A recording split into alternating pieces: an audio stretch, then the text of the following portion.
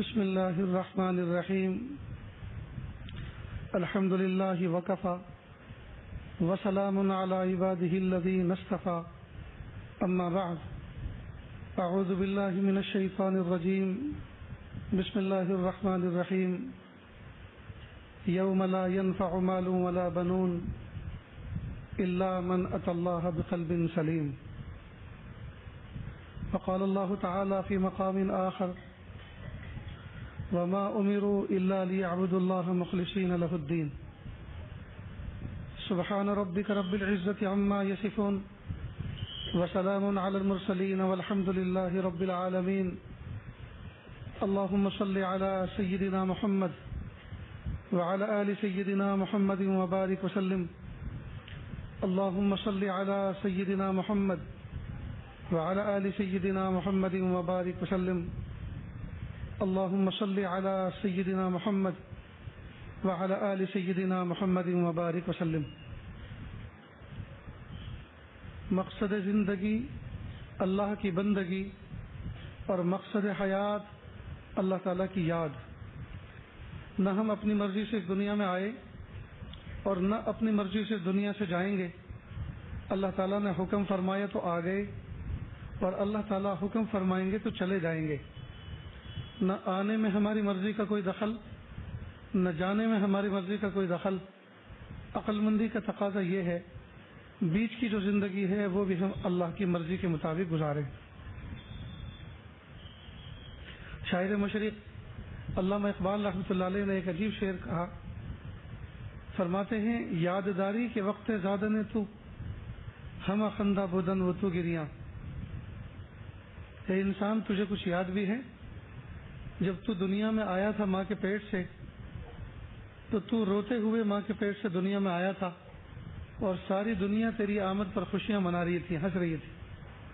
ای چنا زیست کے وقت رفتہ نے تو ہم گریاں بدن و تو خندہ. اب تو اللہ کی محبت میں اتنی اچھی زندگی گزار کہ جب تیرے جانے کا وقت آئے تو تیرے لبوں پر مسکراہٹ ہو اور ساری دنیا رو رہی ہو.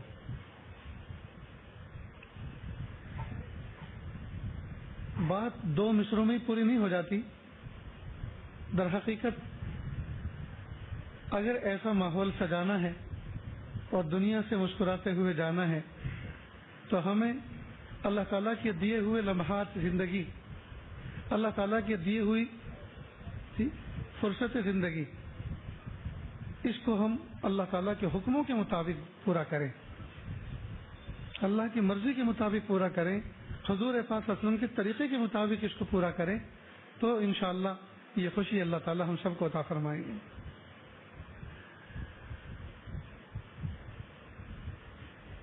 آج یہ عاجز جس جگہ بیٹھا ہوا ہے، یہ مسند بھائی جان حضرت مولانا سجاد صاحب نعمانی دامت برکاتہم کو سجتی ہے. اور یہ جتنے افراد بیٹھے ہوئے ہیں دور دراز سے اللہ کی محبت میں چل کر آئے ہیں، یہ سب انہی کو سننے کے لیے، انہی کو دیکھنے کے لیے، انہی سے سمجھنے کے لیے آئے ہیں.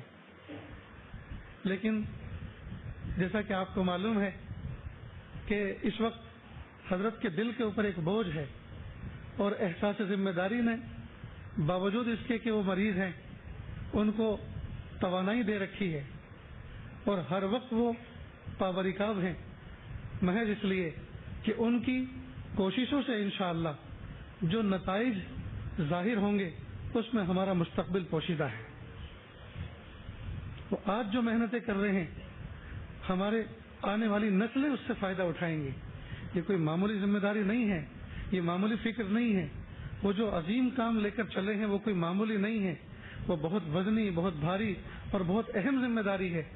ہم کچھ بھی نہیں کر سکتے تو کم از کم ان کے لیے دعا تو کریں کہ پیارے اللہ ان کے قدم جس طرف اٹھ رہے ہیں، جی ان کی سوچ جس طرف چل رہی ہے، رب کریم اس میں سراپا برکتیں عطا فرما دیجیے. اس وقت بھی وہ سفر میں، ابھی تھوڑی دیر پہلے بات ہوئی تو ابھی چند روز پہلے اس عاجز پر ان کا فون آیا اور کہا آپ آخری اتوار میں مہینے کی کہاں ہیں؟ تو اس عاجز نے اپنا معمول بتایا کہ میں فلاں جگہ پر ہوں. کہا کہ دیکھو اللہ کے بہت سارے بندے خانقاہ حاضر ہوتے ہیں اور میں امت کے فلاں مسئلے کے لیے سفر پہ نکلا ہوا ہوں، اگر یہ مجلس آپ سنبھال لیں تو بہت بہتر ہوگا. تو اس عاجز نے اس لیے نہیں سنبھالی کہ میں اس کا اہل ہوں، یہ تو کبھی ہو ہی نہیں سکتا، اس لیے اس مجلس میں شرکت کو پسند کیا اور اپنی شہادت سمجھا کہ اس طرح سے میں حضرت کے تعاون میں شریک ہو جاؤں۔ میرا تعاون ہے یہ ان کے لیے کہ وہ بے فکر ہو جائیں۔ ظاہر ہے کہ یہ مجلس کا انعقاد مہینے میں یہ اصلاحی اور تربیتی باتیں کرنا یہ ایک بہت بڑی امت کی خدمت ہے جو ان کے ذریعے سے اللہ پاک انجام دلا رہے ہیں۔ تو چونکہ ایک کام کو چھوڑ کر وہ اس سے بڑے کام کی طرف اس وقت گئے ہوئے ہیں، تو ہم نے سوچا کہ ان کے بوجھ کو، جو دل پر بوجھ ہے، اس کو ہلکا کر دیں، تھوڑی سی ذمہ داری ہم لے لیں۔ تو میں اپنی سعادت سمجھتے ہوئے آیا ہوں، نہ کہ ان کا بدل بن کر آئے۔ ان کا بدل تو کبھی ہو ہی نہیں سکتا۔ اللہ تعالیٰ ان کو صحت عطا فرمائے، تندرستی عطا فرمائے، عمر میں برکت عطا فرمائے۔ اللہ تعالیٰ ان کی نسلوں میں برکت عطا فرمائے، اور جس کام پر وہ چل رہے ہیں اللہ تعالیٰ قدم قدم پر اپنی رحمت شامل حال فرمائے۔ اس عاجز نے آپ کے سامنے قرآن پاک کی ایک آیت پڑھی۔ اللہ فرماتے ہیں یوم لا ينفع مال ولا بنون الا من اتى اللہ بقلب سلیم۔ قیامت کے دن نہ مال کام آئے گا، نہ اولاد کام آئے گی، ہاں مگر وہ دل کام آئے گا جس کو سنوارا ہوگا، جس کو سنوار کے زندگی میں اعمال کیے ہوں گے، یہ سنورا ہوا دل کام آئے گا۔ ایک ہے جسم اور ایک ہے روح۔ اللہ تعالیٰ نے انسان کو دو چیزوں کا مجموعہ بنایا، ایک جسم اور ایک روح۔ جسم کو اللہ پاک نے مٹی سے پیدا فرمایا اور اس کی ساری ضرورتیں مٹی سے وابستہ فرما دی، لہذا اس مٹی سے بنے جسم کو بھوک لگتی ہے تو مٹی سے نکلا ہوا غلہ، اگا ہوا غلہ استعمال کرتا ہے، بھوک دور ہو جاتی ہے۔ مٹی سے بنے ہوئے جسم کو پیاس لگتی ہے تو مٹی سے نکلا ہوا پانی پیتا ہے، پیاس بجھ جاتی ہے۔ مٹی سے بنے ہوئے جسم کو ٹھنڈی گرمی لگتی ہے تو مٹی سے اگا ہوا، تیار کیا ہوا، اجزاء سے تیار کیا ہوا لباس پہنتا ہے۔ اللہ تعالیٰ اس کو ٹھنڈی گرمی سے بچا دیتے ہیں۔ غرض یہ کہ انسان کے جسم کی جتنی ضرورتیں ہیں وہ ساری کی ساری مٹی سے وابستہ فرمائی، لیکن روح مٹی سے نہیں پیدا ہوئی، روح عالم بالا سے آئی ہے۔ جب تقریباً 125 دن کا بچے کا وجود ماں کے پیٹ میں ہوتا ہے تو اللہ تعالیٰ ودن سیکنڈ اس کے اندر روح کو کنیکٹ کر دیتے ہیں، اور جب اس کے اندر روح پھونک دی جاتی ہے تو پھر ہلن چلن شروع ہوتی ہے، اندر حرکتیں شروع ہوتی ہیں۔ یہ روح آئی ہے عالم بالا سے، یہ نہ زمین سے ہوگی نہ درخت پر لٹکی، یہ عالم بالا سے آئی ہے۔ اس کی غذا بھی اللہ پاک نے وہی سے متعلق رکھی، لہذا جس طرح سے یہ غیر مرئی، اس کی غذا بھی غیر مرئی۔ جیسے یہ روح نظر نہیں آتی ایسے اس کی غذا بھی نظر نہیں آتی۔ قرآن پاک کی تلاوت اس کی غذا، ذکر و اذکار اس کی غذا، اللہ والوں کی محفل میں بیٹھ کر دین کی باتیں سننا اس کی غذا، دینی مذاکرے اس کی غذا۔ تو ہم نے اپنے جسم کے ایک پہلو پر تو خوب محنت کی، لہذا آج کے بھرے بازار جسم کو راحت دینے والے سامان سے بھرے پڑے ہیں۔ مارکیٹوں میں جائیے، ہول سیل کی ریٹیل مارکیٹوں میں جائیے، دکانیں بھری پڑی ہیں، کن چیزوں سے؟ جسم کو راحت دینے والے سامانوں سے۔ لیکن بھرے بازار میں ایک دکان بھی ایسی نہیں ہے جہاں روح کو راحت دینے کا سامان دستیاب ہو، ایک دکان بھی ایسی نہیں۔ یہ محفلیں، اس طرح کی مجالس اور ان میں جو باتیں کہی جاتی ہیں اس کے ذریعے سے روح ڈیولپ ہوتی ہے، اس کے ذریعے سے روح میں اللہ پاک ترقی عطا فرماتے ہیں۔ یہ جسم اس روح کے ساتھ جب نیک محفلوں میں شریک ہوتا ہے، اللہ والوں کی محفلوں میں شریک ہوتا ہے تو روح کو انجوائے کرنے کا موقع ملتا ہے، روح کی تفریح ہو جاتی ہے، روح خوش ہو جاتی ہے۔ اور گناہوں کے بازار میں، گناہوں بھرے گلی کوچوں میں، اس گناہوں بھرے ماحول والے گلی کوچوں کے اندر جب یہ جسم اس روح کو لے کر چلتا ہے، روح اندر ہی اندر تڑپتی ہے، اندر ہی اندر تڑپتی ہے۔ آج ہماری روحانیت کمزور ہو چکی ہے، اور یاد رکھیں انسان کا جسم چاہے جتنا قوی ہو جائے یہ قوت معتبر نہیں ہے. انسان کی روح جتنی قوی ہوتی ہے یہ قوت معتبر ہوتی ہے. اس لیے آپ نے دیکھا ہوگا یہ جتنے بڑے بڑے اللہ والے گزرے ہیں ان کے جسم دیکھو تو کمزور لاغر, کانپتے ہوئے ہاتھ, کانپتا ہوا جسم, جسمانی اعتبار سے دیکھو تو یہ پہلو, لیکن وہ بات کرتے تھے تو سب پہ بھاری. اللہ اکبر, اللہ نے کیا ان کا مقام عطا فرمایا. تو یہ طاقت, یہ رعب, یہ کس چیز کا تھا؟ یہ جسم کا نہیں تھا. جسم تو ہوا کے جھونکے سے اڑ جائے, ہوا کے جھونکے سے گر جائے ایسا جسم تھا, لیکن اللہ پاک نے ان کو روح کی قوت عطا فرمائی تھی. یہی روحانیت ان کی چھائی ہوئی تھی علاقوں پر. کئی مرتبہ بہت سے اکابر مشائخ دنیا سے جاتے ہیں, لوگ کہتے ہیں بھائی سنا فلاں بزرگ کا انتقال ہو گیا. ارے جناب وہ کیا گئے, ہمارا تو پورا علاقہ اجڑ گیا, ہمارا تو علاقہ ویران ہو گیا. گھر میں کئی مرتبہ بہن رخصت ہو کر جاتی ہے اور جب وہ اپنے سسرال پہنچتی ہے تو فون کرتی ہے, امی جان میں عافیت کے ساتھ پہنچ گئی ہوں. کہ بیٹی تو جب سے گئی ہے گھر پھاڑ کھانے کو آ رہا ہے, گھر سونا سونا ہو گیا. حالانکہ وہ بیچاری 1.5 بائی 5 فٹ کا جسم لے کر گئی, گھر میں سے کوئی چیز لے کے نہیں گئی. فریج اپنی جگہ کھڑا ہوا ہے, صوفہ اپنی جگہ بچھا ہوا ہے, چارپائی اپنی جگہ لگی ہوئی ہے, ہر چیز اپنی اپنی جگہ پر ہے. پھر امی کیوں کہہ رہی خالی ہو گیا گھر؟ کیا وہ سب چیزیں لے کر گئی؟ لے کر نہیں گئی. وہ گئی تو بظاہر خود, لیکن اس کی جو روحانیت تھی, اس کی جو روح تھی, وہ جو ہر چیز پہ چھائی ہوئی تھی اور اس نے اس خلے کو جو بھر رکھا تھا, جب وہ گئی تو وہ سارا کا سارا اثر بھی گیا. تو اب وہ گھر خالی خالی لگ رہا ہے. ایسے ہی جب اللہ والے کسی علاقے سے رخصت ہو کر جاتے ہیں تو پورا کا پورا علاقہ سونا ہو جاتا ہے. اپنے روح کے ساتھ جاتے ہیں. تو ہمیں ضرورت ہے اس بات کی کہ ہم اپنے جسم کی فٹنس کو سامنے رکھتے ہوئے اپنی روح کی صحت کا بھی خیال کریں, روح کی صحت کا خیال کریں. لہذا قرآن پاک کی تلاوت کو معمول بنائیں, ذکر و اذکار کو معمول بنائیں, اچھی اچھی کتابوں کا مطالعہ کرنے کو معمول بنائیں. دوستو اب تو ایسا لگتا ہے جس طرح سے ڈاک خانے بالکل بند ہونے کے قریب ہیں, اس لیے کہ پوری بستی میں ایک خط بھی نہیں آتا. کسی ڈاکیہ سے آپ پوچھیے, پوسٹ مین سے, کہ کتنے لوگوں کے خط آتے ہیں, کوئی خط آتا ہی خط ہی نہیں آتا. خط کا زمانہ ختم ہوا. تو جیسے ڈاک خانے قریب ہیں کہ وہ بند ہو جائیں, اس لیے کہ ان کا جو کام تھا وہ کام ہی نہیں رہا. تو ایسے لگتا ہے کہ اب شاید کتابیں چھپنی بند ہو جائیں گی. کیوں؟ اس لیے کہ کتابیں پڑھی کہاں جا رہی, کون پڑھ رہا ہے؟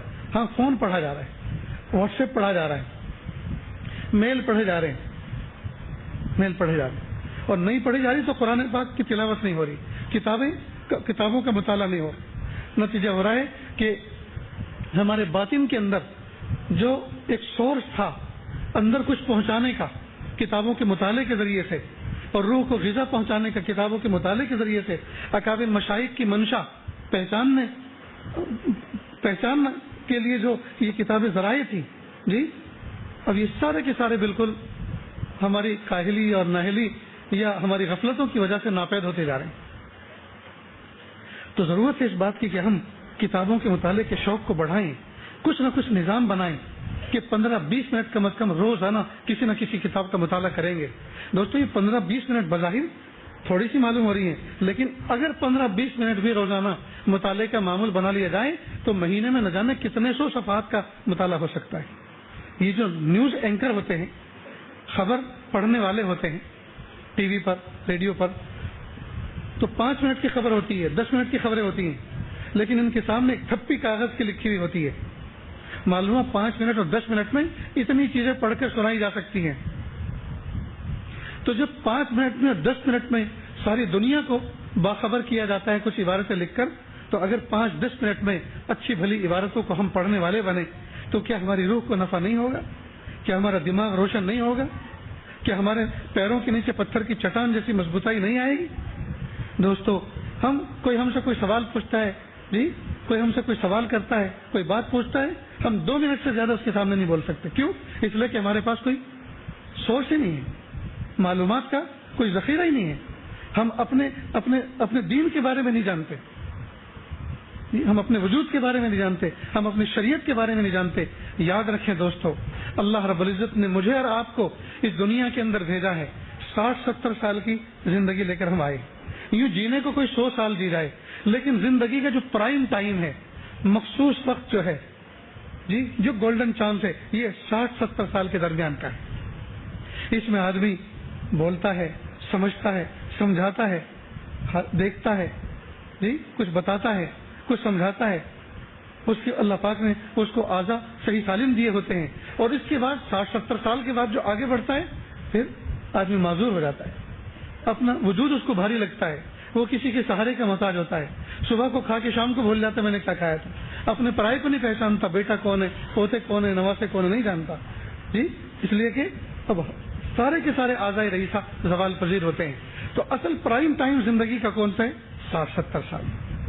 اب اس میں کچھ گزر گئی، کچھ باقی ہے، کچھ گزر گئی، کچھ باقی ہے. جو کمانا ہے، جو کھانا ہے، جو کچھ کرنا ہے وہ اسی پیریڈ میں کرنا ہے. لیکن دوستو سوچو تو صحیح، ہم نے کیا کیا ہے؟ ہم اس عمر کے اندر ہم نے کیا کیا؟ کیا اللہ پاک نے ہمیں اس لیے پیدا کیا تھا رات کو سو جائیں، صبح کو اٹھیں، ناشتہ کریں، پھر جاب شاپ پہ جائیں، محنت کریں، جی محنت کریں، تھکیں، پھر دوپہر کو کھانے کے وقت جو ہے کھا لیں، پھر تھکے ہارے شام کو گھر آئیں، کھا پی کے سو جائیں، انجوائے کریں، پھر اٹھیں، پھر وہی کام، پھر آئیں، پھر سو جائیں؟ کیا کھانے پینے، سونے، جاگنے اور انجوائے کے لیے اللہ نے پاک نے پیدا کیا؟ صرف تفریح کے لیے اللہ نے پیدا کیا ہے یا کچھ اور بھی مقصد ہے؟ اگر یہی مقصد ہے تو یاد رکھیں، یہ مقصد اگر یہی ہے تو اس کے لیے تو جانور بہت تھے، اس کے لیے تو اینیمل بہت تھے. پھر یہ اتنا بڑا ہنگامہ حق و باطل کا پیدا کرنے کی ضرورت نہیں تھی. جی اور اللہ پاک نے جس کو اشرف المخلوق بنا کر اس کی ذمہ داریاں رکھی ہیں، پھر ان سب کی ضرورت نہیں تھی. اگر کھانا پینا، انجوائے کرنا، موج مستی کرنا یہی مقصد زندگی تھا تو یہ کام تو جانور انجام دے رہے ہیں اور بہت اچھی طرح سے انجام دے رہے ہیں. پھر اللہ پاک نے آخر ہمیں کیوں پیدا کیا؟ ہماری پیدائش کا کوئی مقصد ہے. ہمیں دنیا میں اللہ پاک نے بھیجا 60-70 سال کا سنگل ویزا دے کر، سنگل انٹری، ڈبل کسی کے پاس نہیں سوائے حضرت عیسیٰ علیہ السلام کے. سنگل ویزا پر آئے ہیں، چلے جائیں گے، پھر واپس نہیں آئیں گے. لہذا دنیا والے جو شور کرے یہ یہاں کے نہیں، وہاں کے نہیں، ہم کہیں کے بھی نہیں. دنیا جو والے کہہ رہا ہوں تم یہاں کے نہیں ہو، یہ وہاں کے ہیں، یا عربستان کے، نہ ہم عربستان کے ہیں، نہ ریگستان کے، نہ قبرستان، ہم کہیں کے نہیں. ہم تو جنت سے آئے ہیں، ہم تو وہاں کے ہیں. وزٹ ویزا پر آئے، گھومنا آئے ہیں. گھومنا ہمارا پیدائشی حق ہے، گھومنے دو چپ چاپ، ہمیں اپنا کام کرنے دو. جی نہ ہم کسی کو تکلیف دینے آئے ہیں اور نہ سہنے آئے ہیں. نہ دینا ہے نہ سہنا ہے، جیو اور جینے دو. تو میرے بھائیو 60-70 سال کی زندگی ہم لے کر اللہ کے یہاں سے آئے. اب جب ہم آگے اس دنیا میں اس پلینٹ پر اللہ پاک نے ہمیں پیدا کیا تو ہم اللہ کی معرفت حاصل کریں، ہم اللہ کو پہچانیں. اللہ تعالیٰ نے اپنے پیارے انبیاء کرام کے ذریعے سے اور محبوب صلی اللہ علیہ وسلم کے ذریعے سے جو ہمیں طریقے زندگی دیا ہے، جو طرز زندگی دیا ہے، ہم اس کو اپنائیں. اس میں ہماری کامیابی ہے، اس میں ہماری کامیابی. کسی شوٹ والے کو دیکھ کر، کسی بوٹ والے کو دیکھ کر، کسی بنگلے والے کو دیکھ کر، کار والے کو دیکھ کر، باہر والے کو دیکھ کے ہم رال نہ ٹپکائیں. اگر یہ ہماری ضرورت ہے تو اللہ ہمیں دیں گے. اگر کسی پہاڑ کے دامن میں نیچے کوئی ہماری قسمت کا، ہمارے رزق کا کوئی دانہ اگر چھپا ہوا ہے، جب تک وہ پہاڑ ریزہ ریزہ نہ ہو جائے، ٹوٹ کر ختم نہ ہو جائے، یا اس کو استعمال نہ کر لیا جائے اور وہ دانہ اوپر نہ آ جائے اور وہ دانہ جی آپ کے پیٹ میں نہ چلا جائے، ہمارے پیٹ میں نہ چلا جائے، وہاں تک قیامت نہیں آئے گی، وہاں تک ہماری موت نہیں آئے گی. تو اللہ پاک نے وعدے کر رکھے ہیں.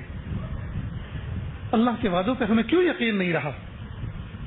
ہمارا کوئی خوشحال دوست ہماری تنگی میں، ہماری پریشانی کو دیکھ کر ہمارے پاس آئے اور کان میں کچھ وعدہ کر جائے کہ آج سنڈے ہے، کل منڈے، پرسوں انشاءاللہ 11 بجے ایک ساتھی آئے گا ایک اینولپ لے کر، اسے آپ قبول کر لیجیے، وہ میری طرف سے ہدیہ ہے. جی تو ہماری تنگ حالی میں، ہماری بدحالی میں، جی ہماری پریشانی میں، ہماری بیماری میں ہمارا کوئی خوشحال دوست اگر کوئی کان میں بات کہہ جائے، کوئی ہدیے کا وعدہ کر جائے، جی کہ فلاں وقت پر یہ ہدیہ آپ تک پہنچے گا، آپ قبول فرما لیں، جی ہم اس پر کتنا اعتماد کرتے ہیں، کتنا بھروسہ کرتے ہیں اور اس وقت کا کیسا شدت سے انتظار کرتے ہیں. جی تو دنیا والوں کے وعدوں پر اتنا بھروسہ اور اتنے بڑے رب نے ہمارے لیے دنیا اور آخرت میں عزتوں کے فیصلے کیے ہیں، ہمیں اس رب کے وعدوں پہ بھروسہ نہیں؟ ہمیں دوبارہ کلمہ پڑھنا چاہیے، ہمیں اپنے ایمان کی تجدید کرنا چاہیے۔ جس طرح 2 اور 2 4 ہونے کا یقین ہے، اسی طرح ہمیں اللہ کے وعدوں پر یقین ہونا چاہیے۔ جس طرح سورج کے غروب ہونے کا یقین ہے اور آئندہ کل سورج کے نکلنے کا یقین ہے، اس طرح اللہ کے وعدوں پہ یقین ہونا چاہیے، تو دوستو ہم ایمان کا حق ادا کرنے والے بنیں گے۔ تو اللہ پاک نے سارے انسانوں کو، مجھے اور آپ کو 2 چیزوں کا مجموعہ بنایا، ایک جسم ایک روح۔ جسم کو اللہ نے بنایا مٹی سے، اس کی ساری ضرورتیں اللہ پاک نے مٹی سے وابستہ فرما دی، اور روح جو ہے وہ زمین سے نہیں ہوگی، زمین سے پیدا نہیں ہوئی، وہ عالم بالا سے آئی ہے، لہذا اس کی صحت کا اور اس کے سارے نظام کا سلیبس بھی آسمان سے نازل ہوا ہے، لہذا اسی طرح سے زندگی گزارنا اس میں ہماری کامیابی ہے، اور اس کے خلاف زندگی گزارنا اس میں 100% ہماری ناکامی ہے۔ اللہ تعالیٰ کے بتلائے ہوئے قاعدے اور ضابطے کے مطابق اگر ہم زندگی گزاریں گے، ہم بھی کامیاب، اور ہماری کامیاب زندگی کو جو دیکھے، جو اپنائے، وہ بھی کامیاب۔ اور اگر ہم نے اس طرز زندگی کو بدلا اور کسی اور راستے میں کامیابی دیکھی، تو یاد رکھنا ناکامی ہمارا مقدر بن جائے گی۔ حضرت مولانا اشرف علی تھانوی رحمۃ اللہ علیہ نے ایک عجیب مثال دی، فرمایا مومن کی ترقی حلال میں ہے، حرام میں نہیں، غیر مومن کی ترقی البتہ حرام میں ہے۔ مثال دی، خنزیر پاخانہ کھاتا ہے اور تگڑا ہوتا ہے، خنزیر پاخانہ کھاتا ہے اور تگڑا ہوتا ہے۔ بکری اگر یہ دیکھے کہ یہ کھا رہا ہے، دیکھو اتنا تگڑا ہو گیا، میں بھی کل سے شروع کروں گی، تو بکری مر جائے گی، اس لیے کہ اس کی غذا اللہ پاک نے پاخانے میں نہیں رکھی، اس کی غذا اللہ پاک نے سب چارے میں رکھی، پاکیزہ نباتات میں رکھی۔ مومن کی ترقی اللہ نے حلال میں رکھی ہے، غیر مومن کی ترقی اللہ نے حرام میں رکھی۔ مومن کسی غیر مومن کو اگر اپنائے اور اس کو سمبول بنائے، اس کو اپنا آئیڈیل بنائے، اور سوچے کہ اس نے اتنی ترقی کی ہے، میں بھی اس کے نقش قدم پر چلوں، انہی راہوں پہ میں بھی چلوں، تو میں بھی ڈیولپ ہو جاؤں گا، میں بھی کامیاب ہو جاؤں گا، یاد رکھنا ناکامی مقدر بنے گی، ناکامی مقدر بنے گی۔ میرے بھائیوں، زندگی کا ایک قیمتی حصہ ہمارا غفلتوں میں گزر گیا، اب نہ جانے کتنے دن بچے ہیں، جو گزر گئے وہ زیادہ تھے یا جو بچے ہیں وہ زیادہ ہیں، ہمیں نہیں معلوم، لیکن جو لوگ 40+ ہو گئے ہیں، لگتا تو یہی ہے، اب جو بچے ہیں وہ تھوڑے سے بچے، اور جو گزر گئے وہ زیادہ گزر گئے، جو گزر گئے اور جو 50+ ہو گئے ہیں وہ یہ سمجھیں کہ ہماری زندگی کی اثر ہو چکی، اور اب مغرب آنی باقی ہے، اور اثر کے بعد مغرب آنے میں دیر نہیں لگتی، اور ٹھنڈی کے موسم میں تو جلدی آتی ہے۔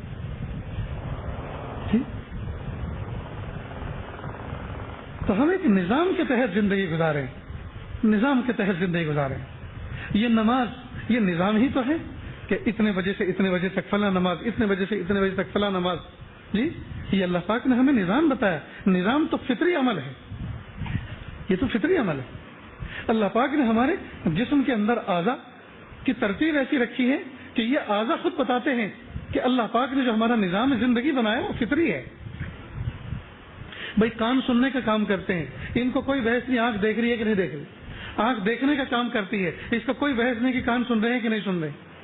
تو جتنے اعضاء ہیں اپنے اپنے کام میں لگے رہیں، اپنے اپنے کام کو نبھائیں، یہ تقسیم فطری تقسیم ہے، یہ انتظامی تقسیم ہے۔ تو ہم اس دین فطرت کو اپنا کر، ہم فطری نظام پر چل کر اپنی زندگی کی کامیابی کیوں حاصل نہیں کر رہے دوست؟ ہم صبح اٹھیں، جی ہم دن بھر کام کریں، وجعلنا اللیل لباسا وجعلنا النہار معاشا، ہم نے رات آرام کے لیے بنائی اور دن کام کاج کے لیے بنایا، لیکن افسوس ہم نے دن کے تھوڑے سے حصے کو ہم رات کی طرف لے گئے اور رات کے کام کو دن کی طرف لے گئے، لہذا بازار شباب پہ آتے ہیں مغرب کے بعد، عشاء کے بعد، جو رات آرام کے لیے بنائی تھی اس میں کام کاج ہو رہا ہے، اور نیند لے کر آگے ادھر کو، لہذا 8 بجے 9 بجے 10 بجے تک سو رہے ہیں۔ جو رات آرام کے لیے بنائی تھی اس آرام کے رات میں کٹ کر کے اس میں کام داخل کر دیا، اور اس کے آرام کو دن میں داخل کر دیا جو عین کام کا وقت تھا۔ تو ہماری زندگی کی ترتیب دوستو فطرت سے ہٹتی جا رہی ہے، نتیجہ ہو رہا ہے کہ ہمیں پورے بینیفٹس جو ہمیں ایک بحیثیت مومن کے ملنے چاہیے تھے نہیں مل پا رہے۔ جو فوائد ہمیں ملنے چاہیے تھے نہیں مل پا رہے. کیوں نہیں مل پا رہے؟ اس لیے کہ ہم نے دین کو سمجھا نہیں. ہم نے دین کو سمجھا نہیں. جی ہم دین کو بہت ہی ہلکے سی چیز سمجھ بیٹھے ہیں. بس نماز پڑھنا، روزہ رکھنا، تلاوت کرنا، حج عمرہ کر لینا، رمضان کے روزے رکھنا.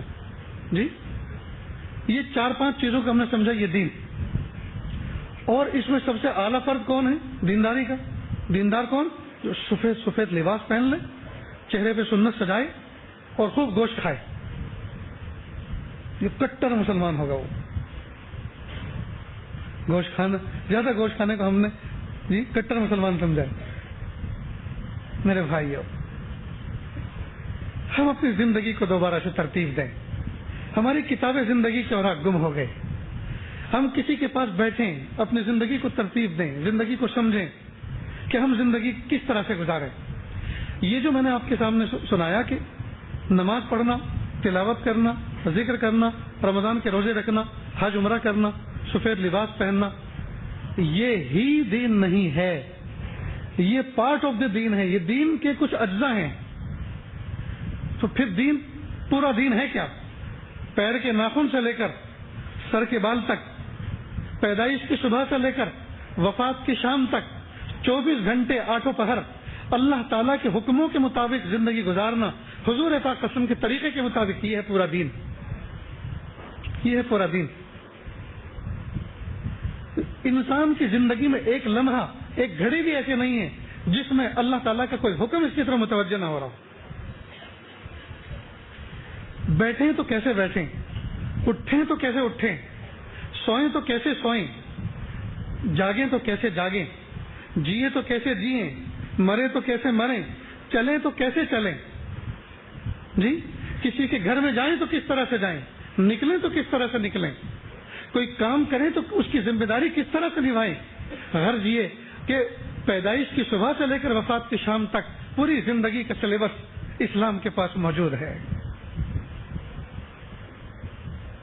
لیکن ہائے افسوس، ہم اپنی زندگیوں کی خوبیاں اور اپنی زندگیوں کا سکون، اپنی زندگی کی ترتیبیں ہم اخبار میں پڑھ رہے ہیں، ٹائمس آف انڈیا میں پڑھ رہے ہیں، گجرات کے سندیش میں پڑھ رہے ہیں.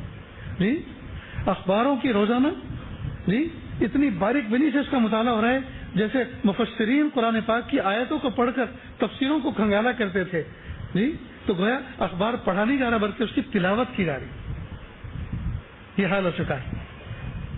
اور نوجوانوں کا حال یہ ہے، اخبار وہ پڑھتے ہیں اور وہ کہاں سے پڑھتے ہیں؟ وہ بیک سائڈ سے پڑھنا شروع کرتے ہیں، اس لیے کہ ان کے مطلب کی چیزیں وہ پیچھے والے صفحے پہ ہوتی ہیں، وہ ادھر سے شروع کرتے ہیں. اللہ پاک نے کتنا فطری دین دیا، اور اللہ پاک نے مجھے اور آپ کو جی کتنی بڑی دولت عطا فرمائی. دوستو، جس دن میں اور آپ پیدا ہوئے تھے اس دن میں اور آپ ہی پیدا نہیں ہوئے، نہ جانے کتنے لاکھ مخلوق پیدا ہوئی تھی. مچھر پیدا ہوئے، جی کھٹمل پسو پیدا ہوئے، سانپ اور بچھو پیدا ہوئے، کتے اور بلے پیدا ہوئے، جی نالی کے کیڑے پیدا ہوئے اور خنزیر پیدا ہوئے. اللہ چاہتے تو ہمارے وجود کو ان شکلوں میں پیدا کر سکتے تھے، لیکن اللہ پاک نے کرم فرمایا. اشرف المخلوق حضرت انسان، اشرف المخلوق حضرت انسان کے زمرے میں اللہ نے ہمیں پیدا فرمایا. اور جس دن میں اور آپ پیدا ہوئے تھے اس دن ہم دونوں ہی پیدا نہیں ہوئے. جی لاکھوں بچے پیدا ہوئے، یورپ میں اور امریکہ میں، رشیا میں اور ایشیا میں. جی کوئی عیسائی کے گھر میں پیدا ہوا، کوئی یہودی ماں کی گود میں پیدا ہوا، کوئی مجوسی ماں کی گود میں جنم لیا، کوئی مشرک ماں کی گود میں پیدا ہوا. اللہ پاک نے مجھے اور آپ کو بن مانگے مومن ماں کی گود میں جنم دیا. ان بچوں نے اللہ کا کیا بگاڑا تھا؟ ان کو ایسی ماؤں کی گود ملی. اور ہم نے اللہ کا کیا سنوارا تھا کہ ہمیں اللہ پاک نے مومن ماں کی گود عطا فرمائی. یہ قضا و قدر کے وہ فیصلے ہیں جس پہ دم نہیں مار سکتے. اس نعمت عظمیٰ پر اگر سجدے میں سر رکھ کر قیامت تک سر نہ اٹھائیں، ہم اس نعمت عظمیٰ کا شکر ادا نہیں کر سکتے. اور پیدائش سے لے کر ہماری زندگی کی ترتیب شروع ہوئی.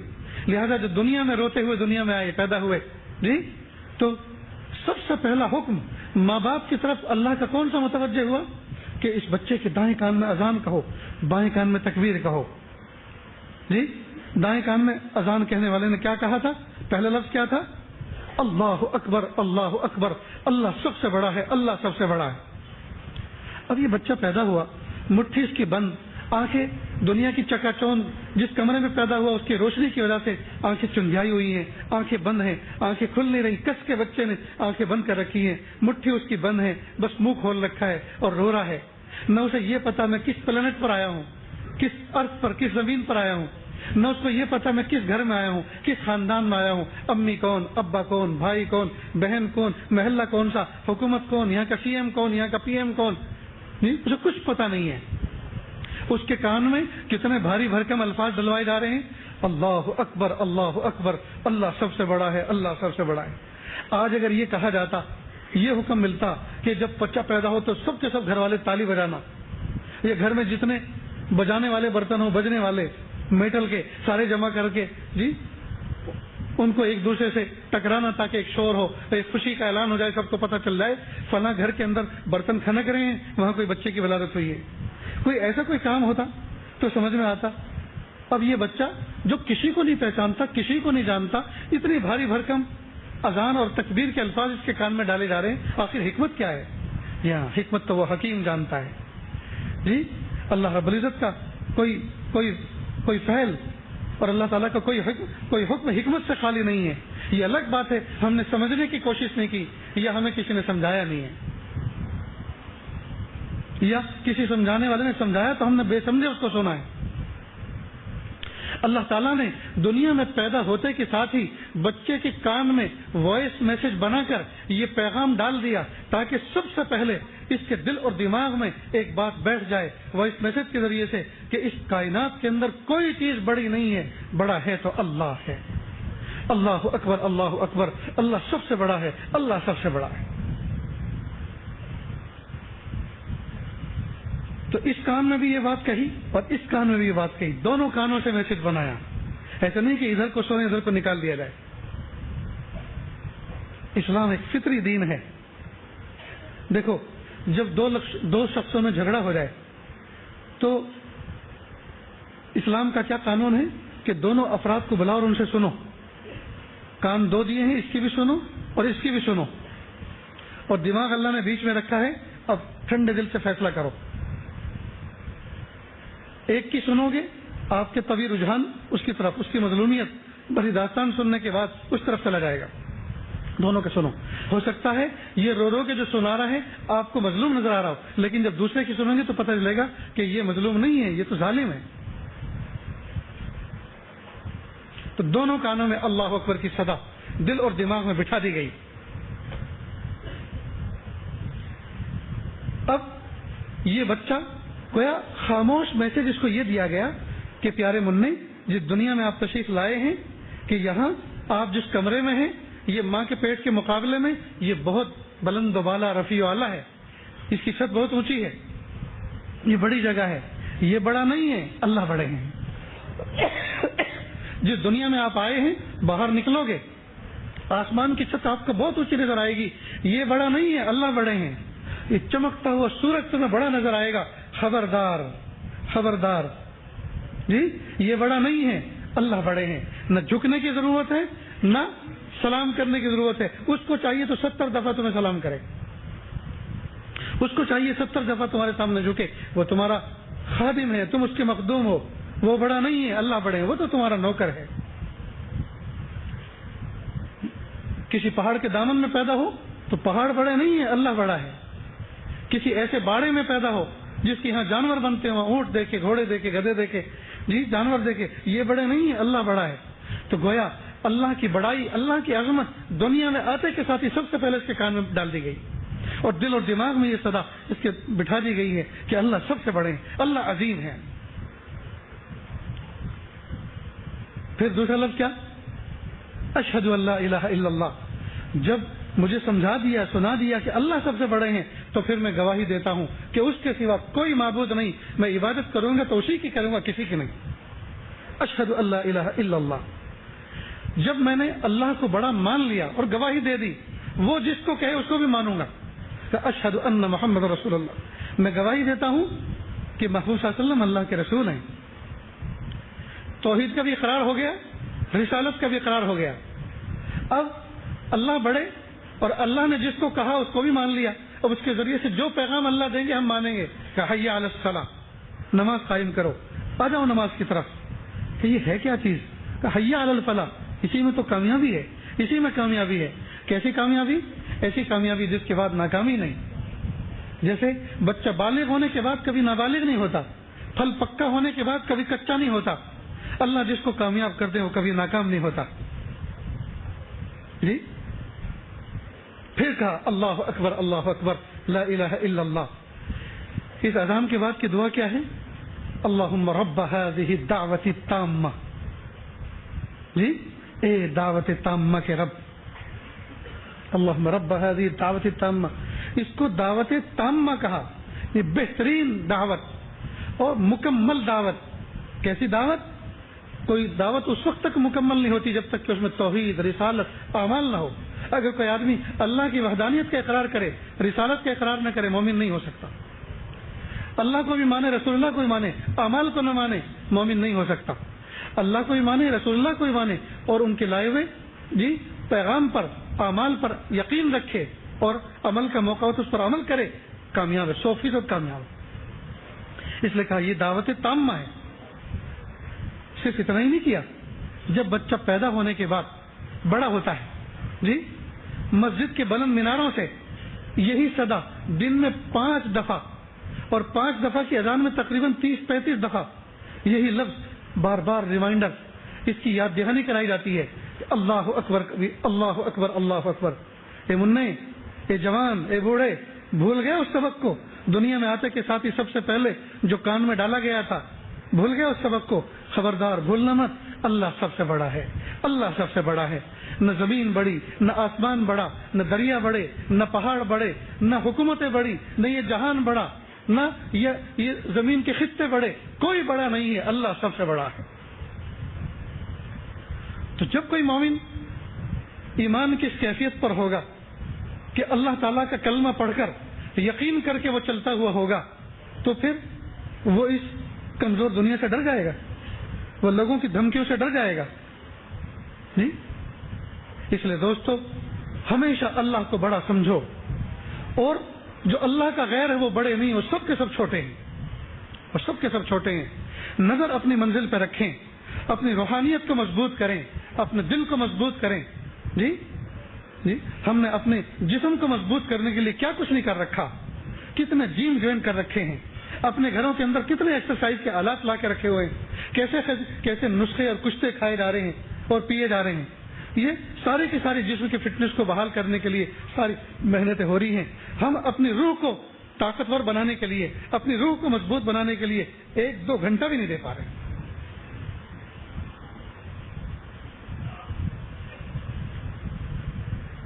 حجاج بن یوسف ثقفی کا زمانہ تھا، جمعہ کا دن تھا، لمبے لمبے خطبے دیا کرتا تھا، فصیح، یہاں تک کہ کئی مرتبہ سورج کافی ڈھل جاتا تھا. ایک مرتبہ عبداللہ ابن عمر رضی اللہ عنہ کھڑے ہوئے، یا حجاج قد حان وقت الصلاۃ والشمس لا تنتظر. اے حجاج، نماز کا وقت ہو چکا ہے اور سورج انتظار کرنے والا نہیں ہے، وہ تو ڈھلنے کی طرف جا رہا ہے. اب کوئی آدمی دھوم دھام سے واز کر رہا ہو، تقریر کر رہا ہو، بیان کر رہا ہو، اور بیچ میں کوئی اس طرح سے کھڑا ہو جائے تو انسلٹ ہو جاتی ہے کہ نہیں؟ آدمی تھوڑا بکھر جاتا ہے کہ نہیں؟ حجاج نے کہا کہ اگر یہ بڑے باپ کا بیٹا نہ ہوتا تو پتہ نہیں آج میں اس کے ساتھ کیا کرتا. اس طرح کی کوئی بات کہی. وہ تو کہہ کر بیٹھ گئے اور اس نے اپنا خطبہ جاری رکھا. پھر وہ کھڑے ہوئے اور کہا سفیہ قد سلط علینا، بیوقوف ہے جو ہم پہ مسلط کر دیا گیا ہے. آپ لوگ سب جاگ رہے ہو یا سو رہے ہو؟ اتنی بڑی جرأت کا جملہ سنایا اور کچھ بھی معلوم ہے روح بہت ہی زیادہ کمزور ہو چکی ہے. آج کی اس محفل میں ہم اللہ سے مانگیں، اللہ جی ہماری روحانیت کو مضبوط کر دیجیے. یا اللہ ہم آپ سے بھیک مانگتے ہیں، رب کریم بھیک مانگتے ہیں، اللہ ہماری روحانیت کو مضبوط کر دیجیے، ہماری روح کو پاکیزہ کر دیجیے. ہمارے دل میں دوستو اندھیروں نے ڈیرے ڈال رکھے، ہمارے دل میں اندھیرے نے ڈیرے ڈال رکھے ہیں. آج اس اندھیرے کا قبضہ چھڑانا ہے، آج اللہ تعالیٰ سے اپنے دل کو منور کروانا ہے. تو کیا کہا عبداللہ ابن عمر رضی اللہ عنہ نے؟ سفیہ قد سلط علینا، بیوقوف ہے جو ہم پہ مسلط کر دیا گیا. اور یوں کہہ کے فوراً ظہر کی نیت باندھ لی. یہ کوئی معمولی جرأت تھی؟ اور پھر اس کی سزا ان کو ملی شہادت کی شکل میں. ایام حج میں ان کی پھر شہادت ہوئی.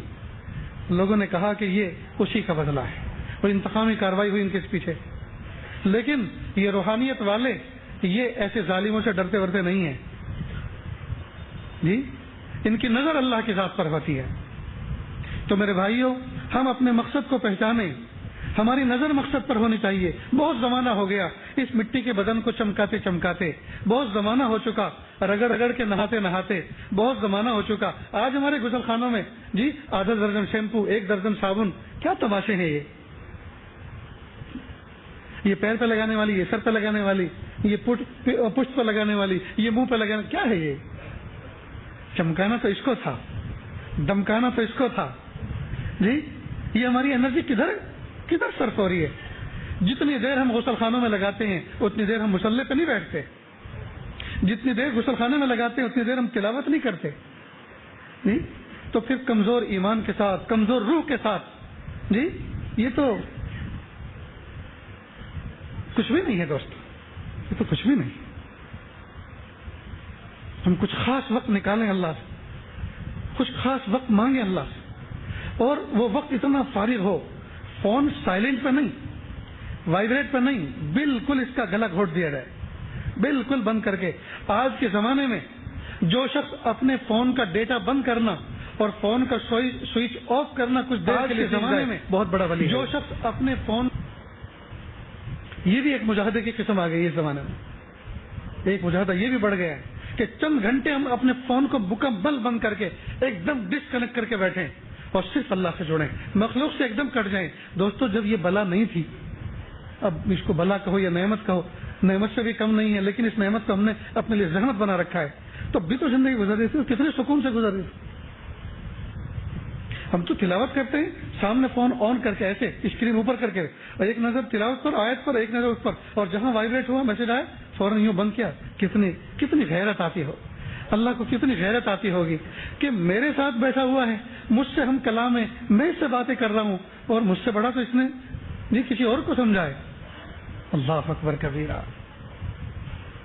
وہ کتنا حلیم ہے, وہ ہمارے ہاتھوں کو شل بھی تو نہیں کرتا کہ اب تمہارے ہاتھوں میں ہم جانے نہیں رکھتے, چھوڑو اب ختم بات, تم قرآن اٹھا بھی نہیں سکتے, تم ورق پلٹ بھی نہیں سکتے, تمہاری انگلیوں کو ایسا جام کر دیں گے, ایسا شل کر دیں گے, تم ورق گردانی بھی نہیں کر سکتے. ایسے نہیں دوست, بالکل ڈسکنیکٹ ہو کر چند گھنٹے اللہ کی محبت میں ہم گزارنے والے بنے. کچھ وقت دروازہ بند کر کے سکون کے ساتھ اللہ کے ساتھ مناجات میں لگائیں. جب بازار جا رہے ہوں, جاب شاپ کی طرف جا رہے ہوں, وقت میں گنجائش ہو جی, کسی مسجد میں جائیں اور دائیں بائیں دیکھیں, اپنی گھڑی میں وقت دیکھیں اور وضو کر کے بیٹھیں اور کہیں اللہ جی یہ 10 منٹ کا وقت میرے پاس ہے, میں آپ سے کچھ بات کرنا چاہتا ہوں, اللہ جی میری بات سن لیجیے.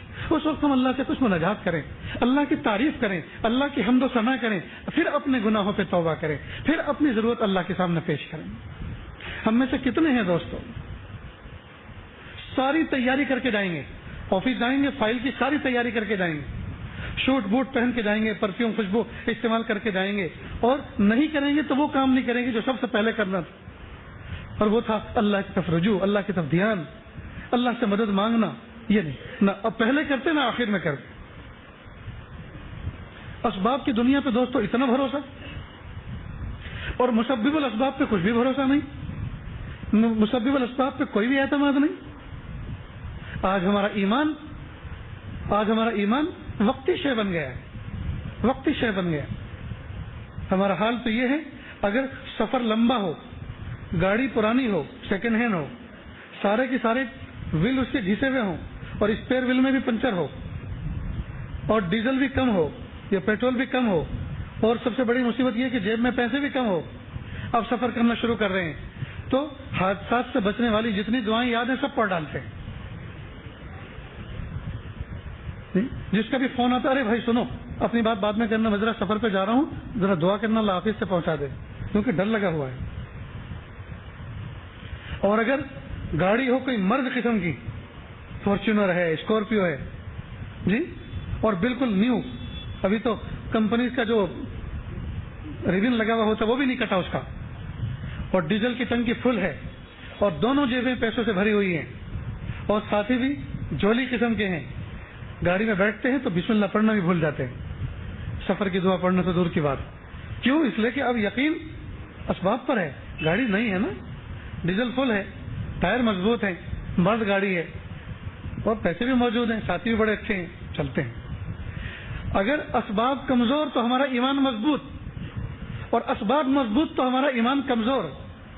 یہ تو ابن الوقتی ہے دوست. ہم ابن الوقت نہ بنے, ابو الوقت بنے. ابو الوقت.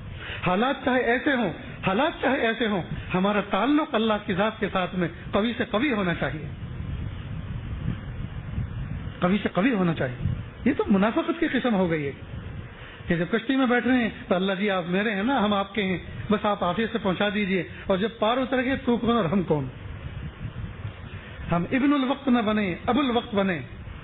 اللہ کی ذات پر اعتماد کریں, اللہ کی ذات پر بھروسہ کریں, اپنی روح کو مضبوط کریں. جسم کو بہت مضبوط کر لیا دوستو, اس کے لیے کچھ وقت نکالیں, اس کے لیے تیاری کریں, اس دین کو سیکھیں, اس پر عمل کریں, اپنے بچوں کو اس دین پر کھڑا کریں, اپنے گھر والوں کو اس دین پر کھڑا کریں.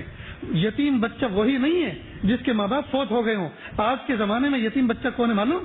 جس کے ماں باپ زندہ ہوں اور ان ماں باپ کو اتنی توفیق نہ ملی ہو کہ اپنے بچوں کے لیے وقت نکالیں, ان کی کچھ تربیت کریں, وہ بھی یتیم ہیں. وہ زندہ باپ کے یتیم بچے,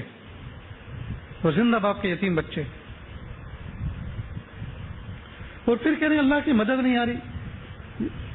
کہاں سے اللہ کی مدد آئے گی دوست؟ ہم اللہ کی مدد کو اپنی طرف متوجہ کرنے والے بنائیں تو صحیح اپنے آپ کو.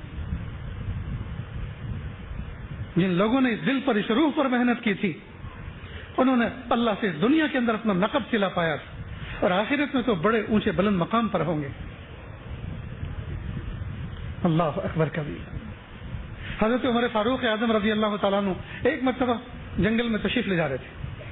سفر تھا, کسی جگہ ریگستان سے گزر رہے تھے, تو وہاں ایک چرواہا بکریاں چرا رہا تھا. حضرت عمر فاروق اعظم رضی اللہ عنہ نے سوچا ذرا ان کو ڈیٹیکٹ کرتے ہیں, اس کے ایمان کا فگر کیا ہے. کہا اے بچے, یار ہمیں بھوکے ہیں, مہمان ہیں, سفر کر کے آ رہے ہیں, راستے سے گزر رہے ہیں, تو ہمیں دودھ پلاؤ ایک بکری کا. تو انہوں نے کہا میں بکریوں کا مالک نہیں ہوں, بکریوں کا چرواہا ہوں. ان کا مالک تو بستی میں رہتا ہے, جو ان کا مالک ہے وہ ان کے دودھ کا بھی مالک ہے, لہٰذا میں ان کی اجازت کے بغیر تو دودھ نہیں دے سکتا. حضرت عمر فاروق اعظم رضی اللہ عنہ نے سوچا کہ یہ داؤ تو پھیل گیا, دیکھیں دوسرے انداز سے اس کو پھنساتے ہیں. امتحان لے رہے تھے نا, حاکم وقت تھے, تو کہہ رہے بیٹا سنو, ایک بات کرو, تم ہمیں ایک بکری بیچ دو, ہم تمہیں پیسے دے دیں گے, تم ہمیں بکری دے دو, ہم راستے میں اس کو لے کے چلیں گے, راستے بھر دودھ پیئیں گے, یہ بھی ہمارے ساتھ ساتھ چلتی چلے گی, آخری منزل پر ہم بھی بیچ دیں گے, ہمارے پیسے آ جائیں گے جی, اور ہمارا کام ہو جائے گا.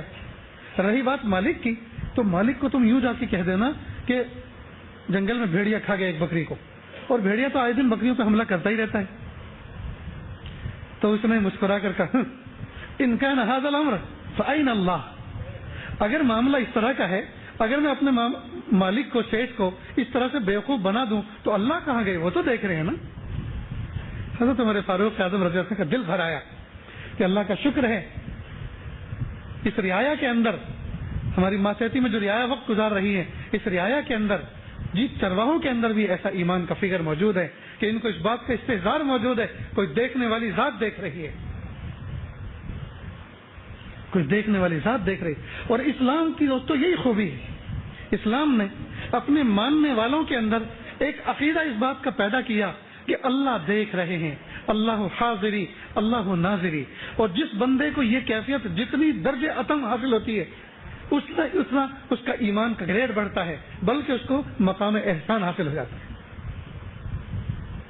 مقام احسان, اور مقام احسان کیا ہے؟ ہر وقت اس بات کا استحضار رہے میرا رب مجھے دیکھ رہا ہے, یہی مقام احسان.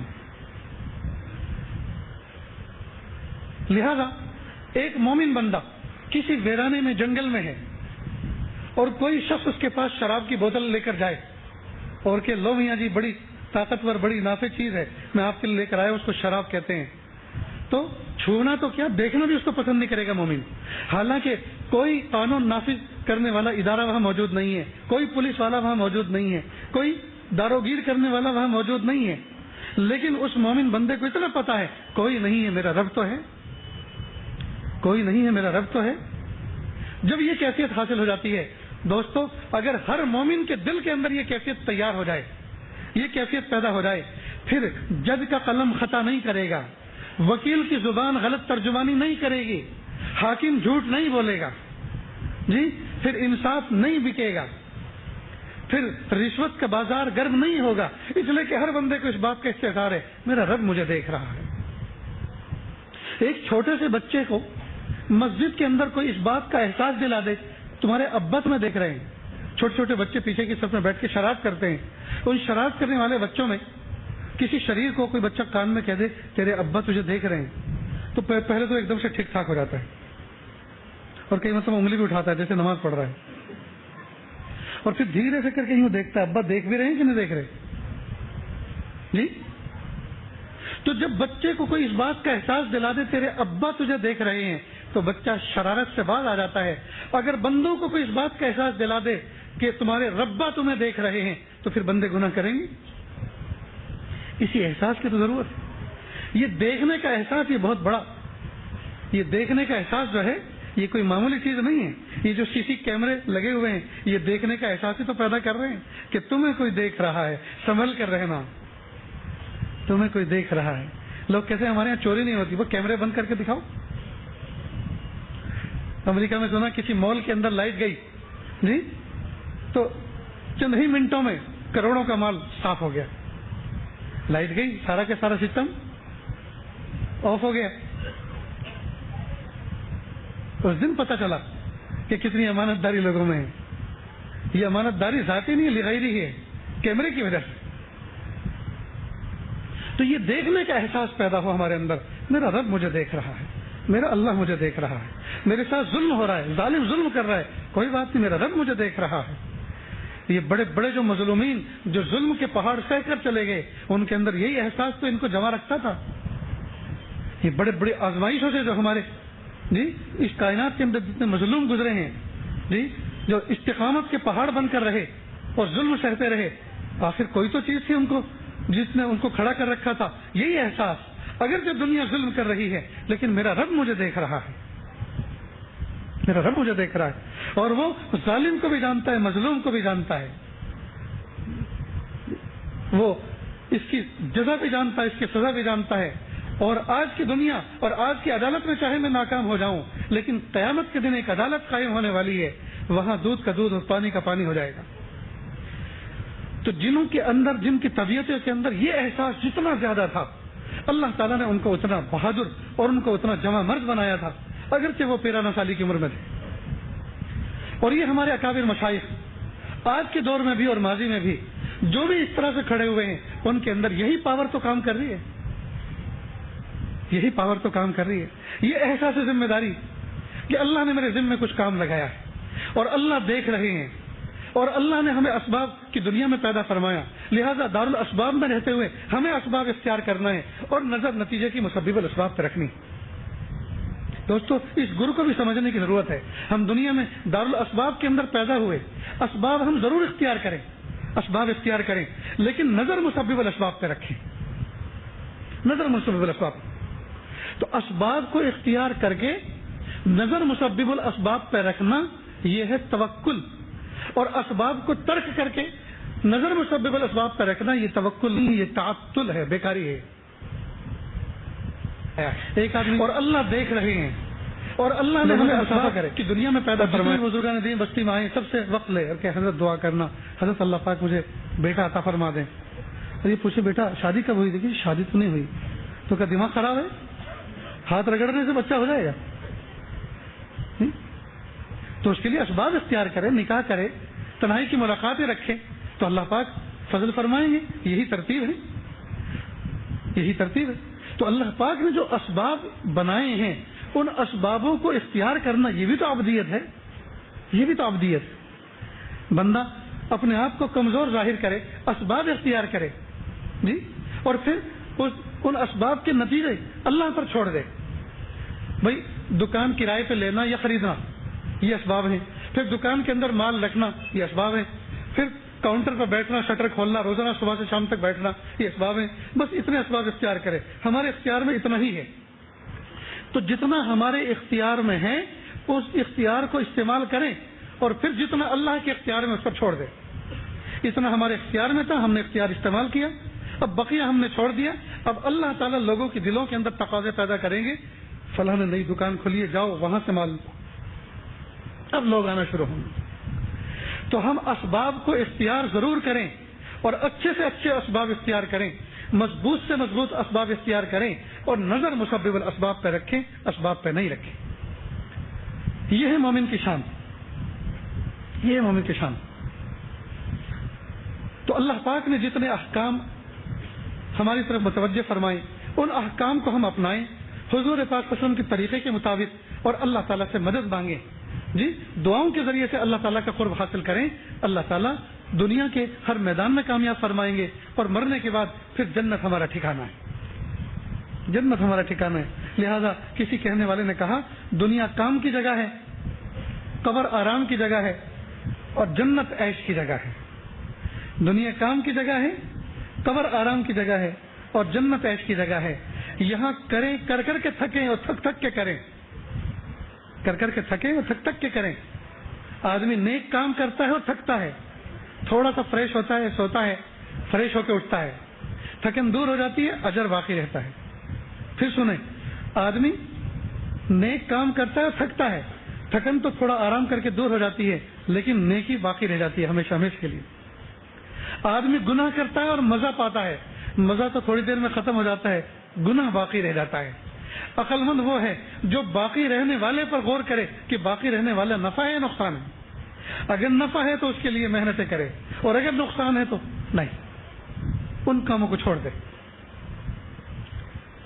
تو بات دوستو یہاں سے شروع ہوئی کہ اللہ پاک نے انسان کو جسم بھی دیا، اللہ نے روح دی۔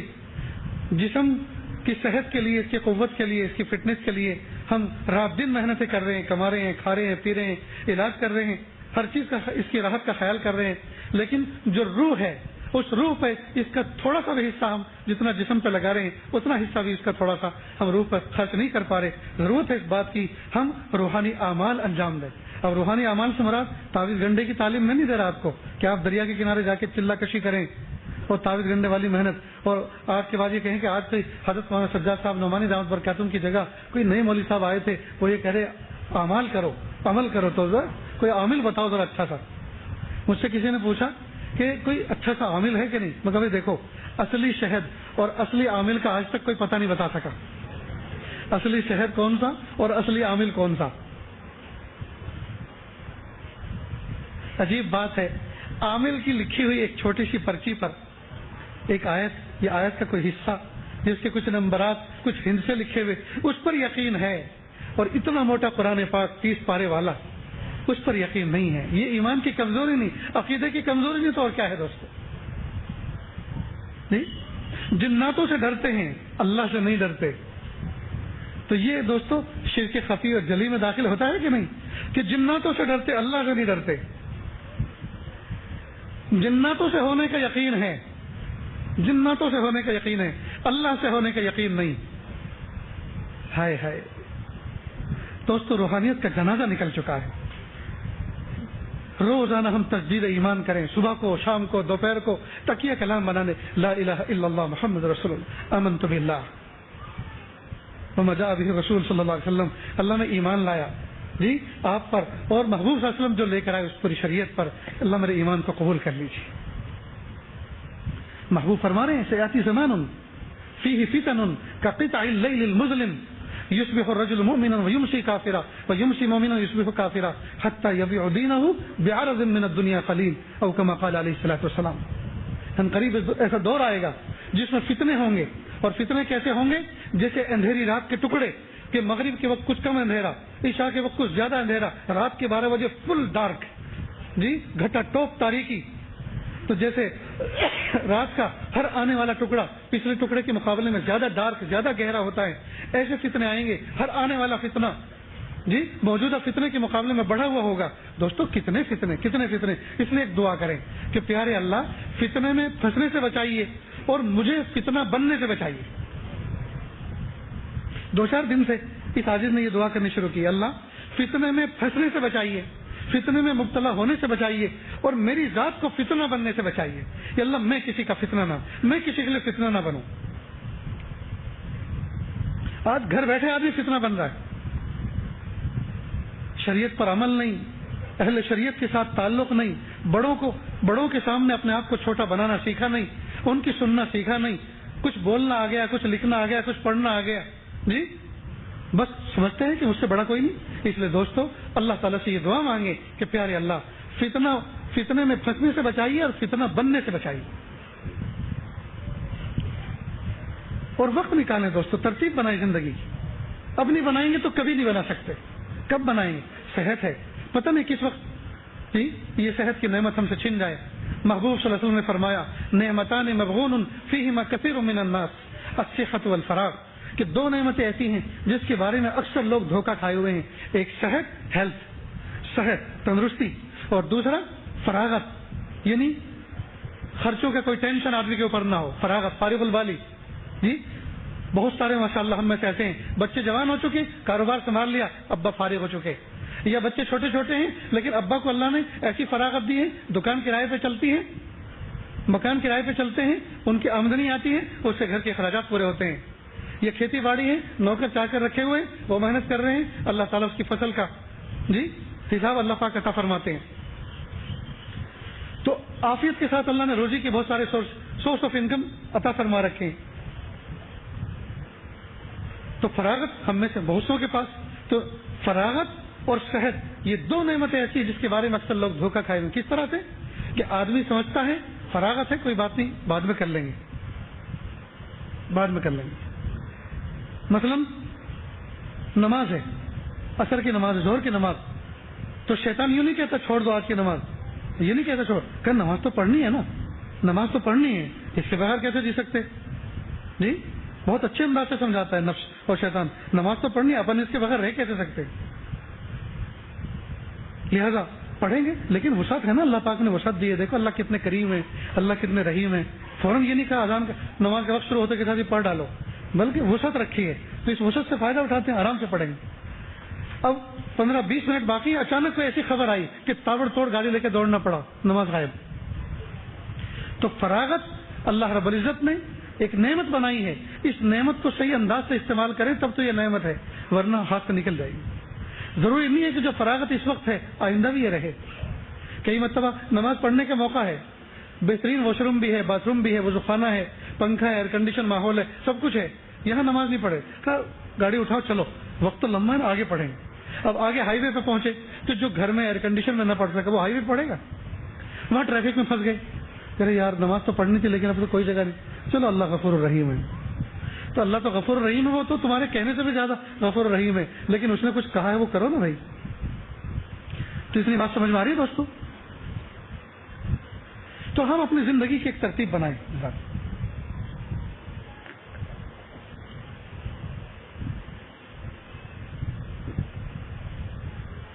تو نعمتان مغبون فیہما کثیر من الناس الصحۃ والفراغ، دو نعمت ایسی ہیں جن کے بارے میں اکثر لوگ دھوکہ کھائے ہوئے ہیں. ان میں سے ایک صحت اور دوسرا تندرستی. صحت بھی دوستو اللہ کی نعمت ہے. آج بیٹھے ہوئے ہٹے کٹے اللہ نے موقع دیا ہے، لمبے لمبے سجدے کر لیں، لمبی لمبی تلاوت کریں، جی کچھ خدمت کا کام کریں، مخلوق میں میدان میں اتریں اور خدمت خلق میں قدم بڑھائیں، کسی کا دل خوش کر کے جی اللہ کو راضی کرنے والے بنیں. اللہ تعالیٰ نے اپنے قرب کے مختلف باب بنائے ہیں. باب جی ونڈو نہیں، ونڈو تو چھوٹی ہوتی ہے، لوگوں کے تو ونڈوز ہیں، ہمارے ہاں تو ونڈوز نہیں ڈورز ہیں، ڈورز دروازے ہیں. ونڈو کے مقابلے میں باب بڑا ہوتا ہے، اس کا مطلب کھلے دھلے انداز سے کام کرنے کے مواقع جی اللہ پاک نے بیان فرمائے کہ یہ بھی ایک موقع ہے، یہ بھی ایک موقع ہے، یہ بھی ایک موقع ہے. کچھ سجدے کر کے اللہ کو راضی کریں گے، کچھ روزے رکھ کے اللہ کو راضی کریں گے، کچھ حج عمرے کر کے اللہ کو راضی کریں گے، کچھ غریبوں کی خدمت کر کے اللہ کو راضی کریں گے، جی کوئی مظلوموں کی مدد کر کے اللہ کو راضی کریں گے. اللہ کی رضا کے لیے مختلف باب ہیں، مختلف دروازے ہیں. ہم اللہ سے مانگے اللہ جی کچھ ایسا کام لے لیجئے یہ کام میری مغفرت کا سامان بن جائے. اللہ جی مجھ سے کچھ کام لے لیجیے. پھر اللہ کیسے لیں گے پھر اللہ جانتے ہیں. اللہ کا کیسے اسباب مہیا فرمائیں گے، کیسی صلاحیت اللہ اجاگر فرمائیں گے. اور بعض لوگ تو یوں مانگتے ہیں اللہ جی مجھ سے کوئی ایسا منفرد کام لے لیجئے، جو یکتا ہو، انوکھا ہو، جس طرح کا کوئی کام کر نہ رہا ہو، یہی کام میرے لیے قیامت کے دن عزت کا باعث بنے اور حضور پاک صلی اللہ علیہ وسلم کے سامنے سرخ روئی کا باعث بنے۔ تو دوستو، ہم اپنے باطن پر محنت کریں، ہم اپنے باطن پر محنت کریں اور اللہ سے قدم قدم پر مانگیں۔ جنہوں نے اپنے باطن پر محنت کی، جنہوں نے اپنے دلوں کو بنایا، ان کے واقعات سے کتابیں بھری پڑی ہیں، اور ان کے واقعات جب انسانوں کے سامنے آتے ہیں تو ان واقعات کو سن کر نہ جانے کتنے دلوں کے اندھیرے دور ہوتے ہیں اور کتنے لوگوں کے اندر عزم پیدا ہوتا ہے، ارادہ پیدا ہوتا ہے۔ کہتے ہیں ایک تاجر تھے، ماشاءاللہ بڑی تعداد تاجروں کی بیٹھی ہوگی، تو ان کے مطلب کی ایک بات سنا رہے ہیں، لیکن ٹھیک ٹھیک سننا ذرا دھیان سے۔ ایک تاجر تھے، یہ تو ہوا مبتدا، اور خبر یہ کہ انہوں نے دوسری شادی کی۔ مبتدا خبر ہو گئی نا۔ بہت نیک دل تاجر تھے، ان کو سفر پہ جانا پڑتا تھا مال لینے کے لیے، جیسے لوگ چائنا جاتے ہیں، جرمن، جاپان جاتے ہیں اور کنٹینر کے کنٹینر بک کر کے اپنے ملک لاتے ہیں، تجارت کرتے ہیں۔ تو کسی ملک میں جایا کرتے تھے، وہ سامان وہیں وافر مقدار میں ملتا تھا۔ وہاں کا ماحول کچھ اتنا خراب تھا، ایسا ناشائستہ ماحول تھا کہ ان کو ہر وقت یہ خطرہ رہتا تھا کہ مجھ سے کوئی جنسی گناہ نہ ہو جائے۔ تھے متقی، لیکن جانا ان کی ایک مجبوری تھا وہاں، کہ وہاں کے بغیر کام نہیں چلتا، اس طرح کا مال دوسرے کا ملتا نہیں۔ چنانچہ بہت غور کیا، بہت سوچا، بہت فکر کی کہ کیسے بچوں۔ تو انہوں نے کچھ اہل علم حضرات سے صلاح مشورہ کر کے دوسری شادی کا فیصلہ کر لیا۔ اب یہ جو نکاح ثانیہ ہے نا، دوسری نکاح، جس پر اس امت کو بہت بدنام کیا جا رہا ہے کہ یہ 4 شادیوں کی تعدد ازواج کی ان کی اجازت ہے، تو بھائی شور کر رہے ہیں، لیکن ذرا سروے تو کر کے دیکھو کتنوں کے پاس 2 ہیں، کتنوں کے پاس 3 ہیں اور کتنوں کے پاس 4 ہیں، اور ہیں تو ان کے یہاں سکون کتنا ہے۔ اسلام نے اجازت دی ہے جی، اس کے ساتھ میں اللہ پاک نے کچھ ضابطے بنائے ہیں جی، ان ضابطوں کو اگر آدمی غور کرے تو کبھی سوچ بھی نہیں سکتا کہ مجھے دوسرا نکاح کرنا ہے۔ اور یہ عیاشی کے لیے اجازت نہیں دی کہ 2 اور 3 اور 4 کی، عیاشی کے لیے اجازت نہیں دی، اس میں کنڈیشنیں لگی ہوئی ہیں، اور جنہوں نے کی انہوں نے اپنے تجربات لکھ کر ان لوگوں کے سامنے بیان کیے۔ حضرت مولانا اشرف علی تھانوی رحمۃ اللہ علیہ کے یہاں 2 بیویاں تھیں، پہلے کے یہاں اولاد نہیں تھی، بہت لوگوں نے سمجھایا، بتایا، خود پہلے عورت نے کہا کہ حضرت دوسرا نکاح کر لیجئے، شاید آپ کا دروازہ کھلا رہ جائے، یعنی جب اولادیں نہیں ہوتی تو دروازہ بند ہو جاتا ہے آدمی کا کہ آپ کا سلسلہ چلا آگے، حضرت آپ نکاح کر لیجئے۔ خیر اس کی ایک داستان ہے، تو شوق میں نکاح نہیں کیے گئے تھے، اس کی باقاعدہ اس کی ایک داستان ہے، نکاح ہوا۔ حضرت رحمۃ اللہ علیہ نے ایسا انصاف اور اعتدال کر کے دکھایا جس کی مثال نہیں ملتی۔ خانقاہ میں ایک ترازو رکھی ہوئی تھی، جب کوئی چیز آتی تو برابر تول کر، ناپ تول کے برابر کر کے دونوں گھر بھیجا جاتا۔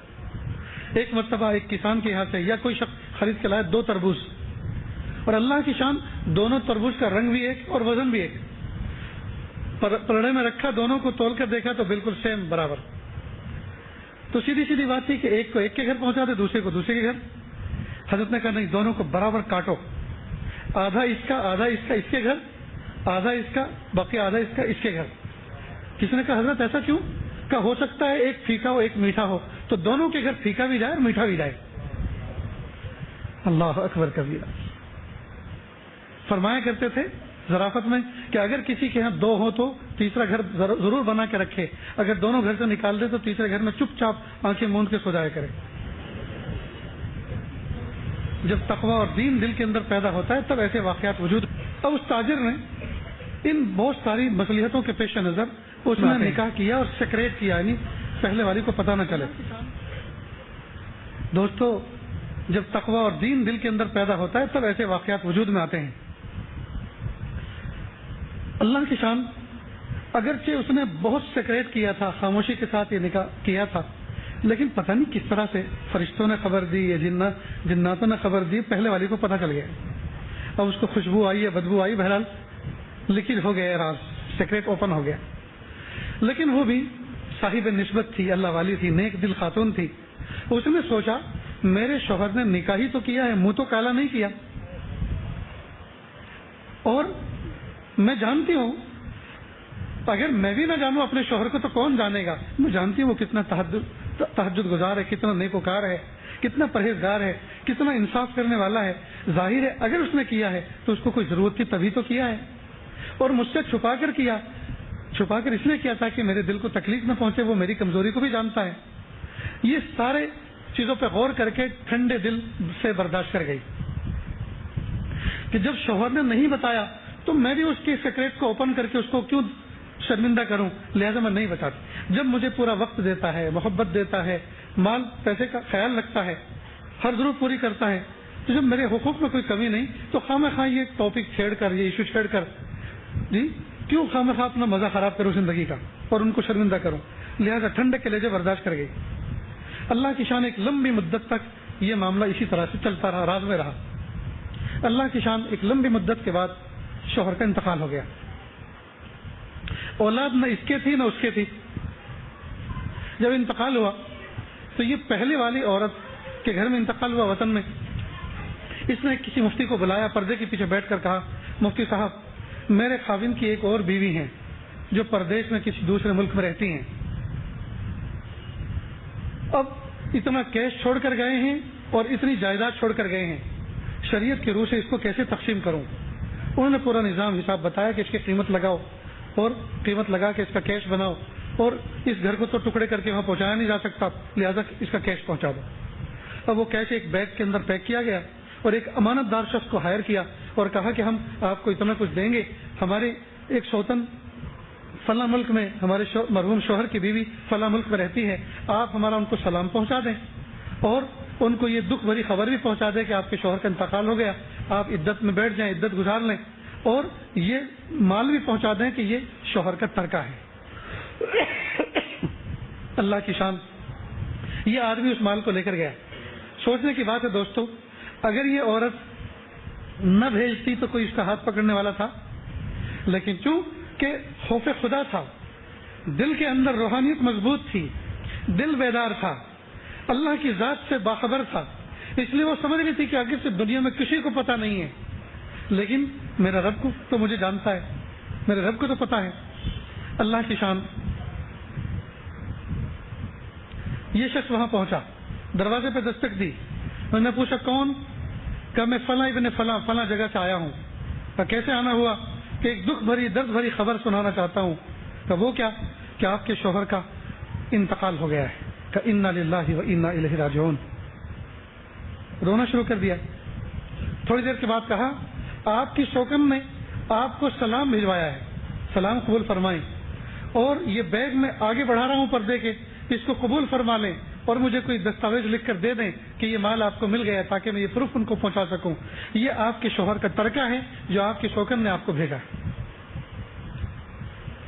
تھوڑی دیر تک روتی رہی، اس کے بعد بولی کہ اس نیک بخت خاتون کو میرا سلام کہنا. کیا کہا؟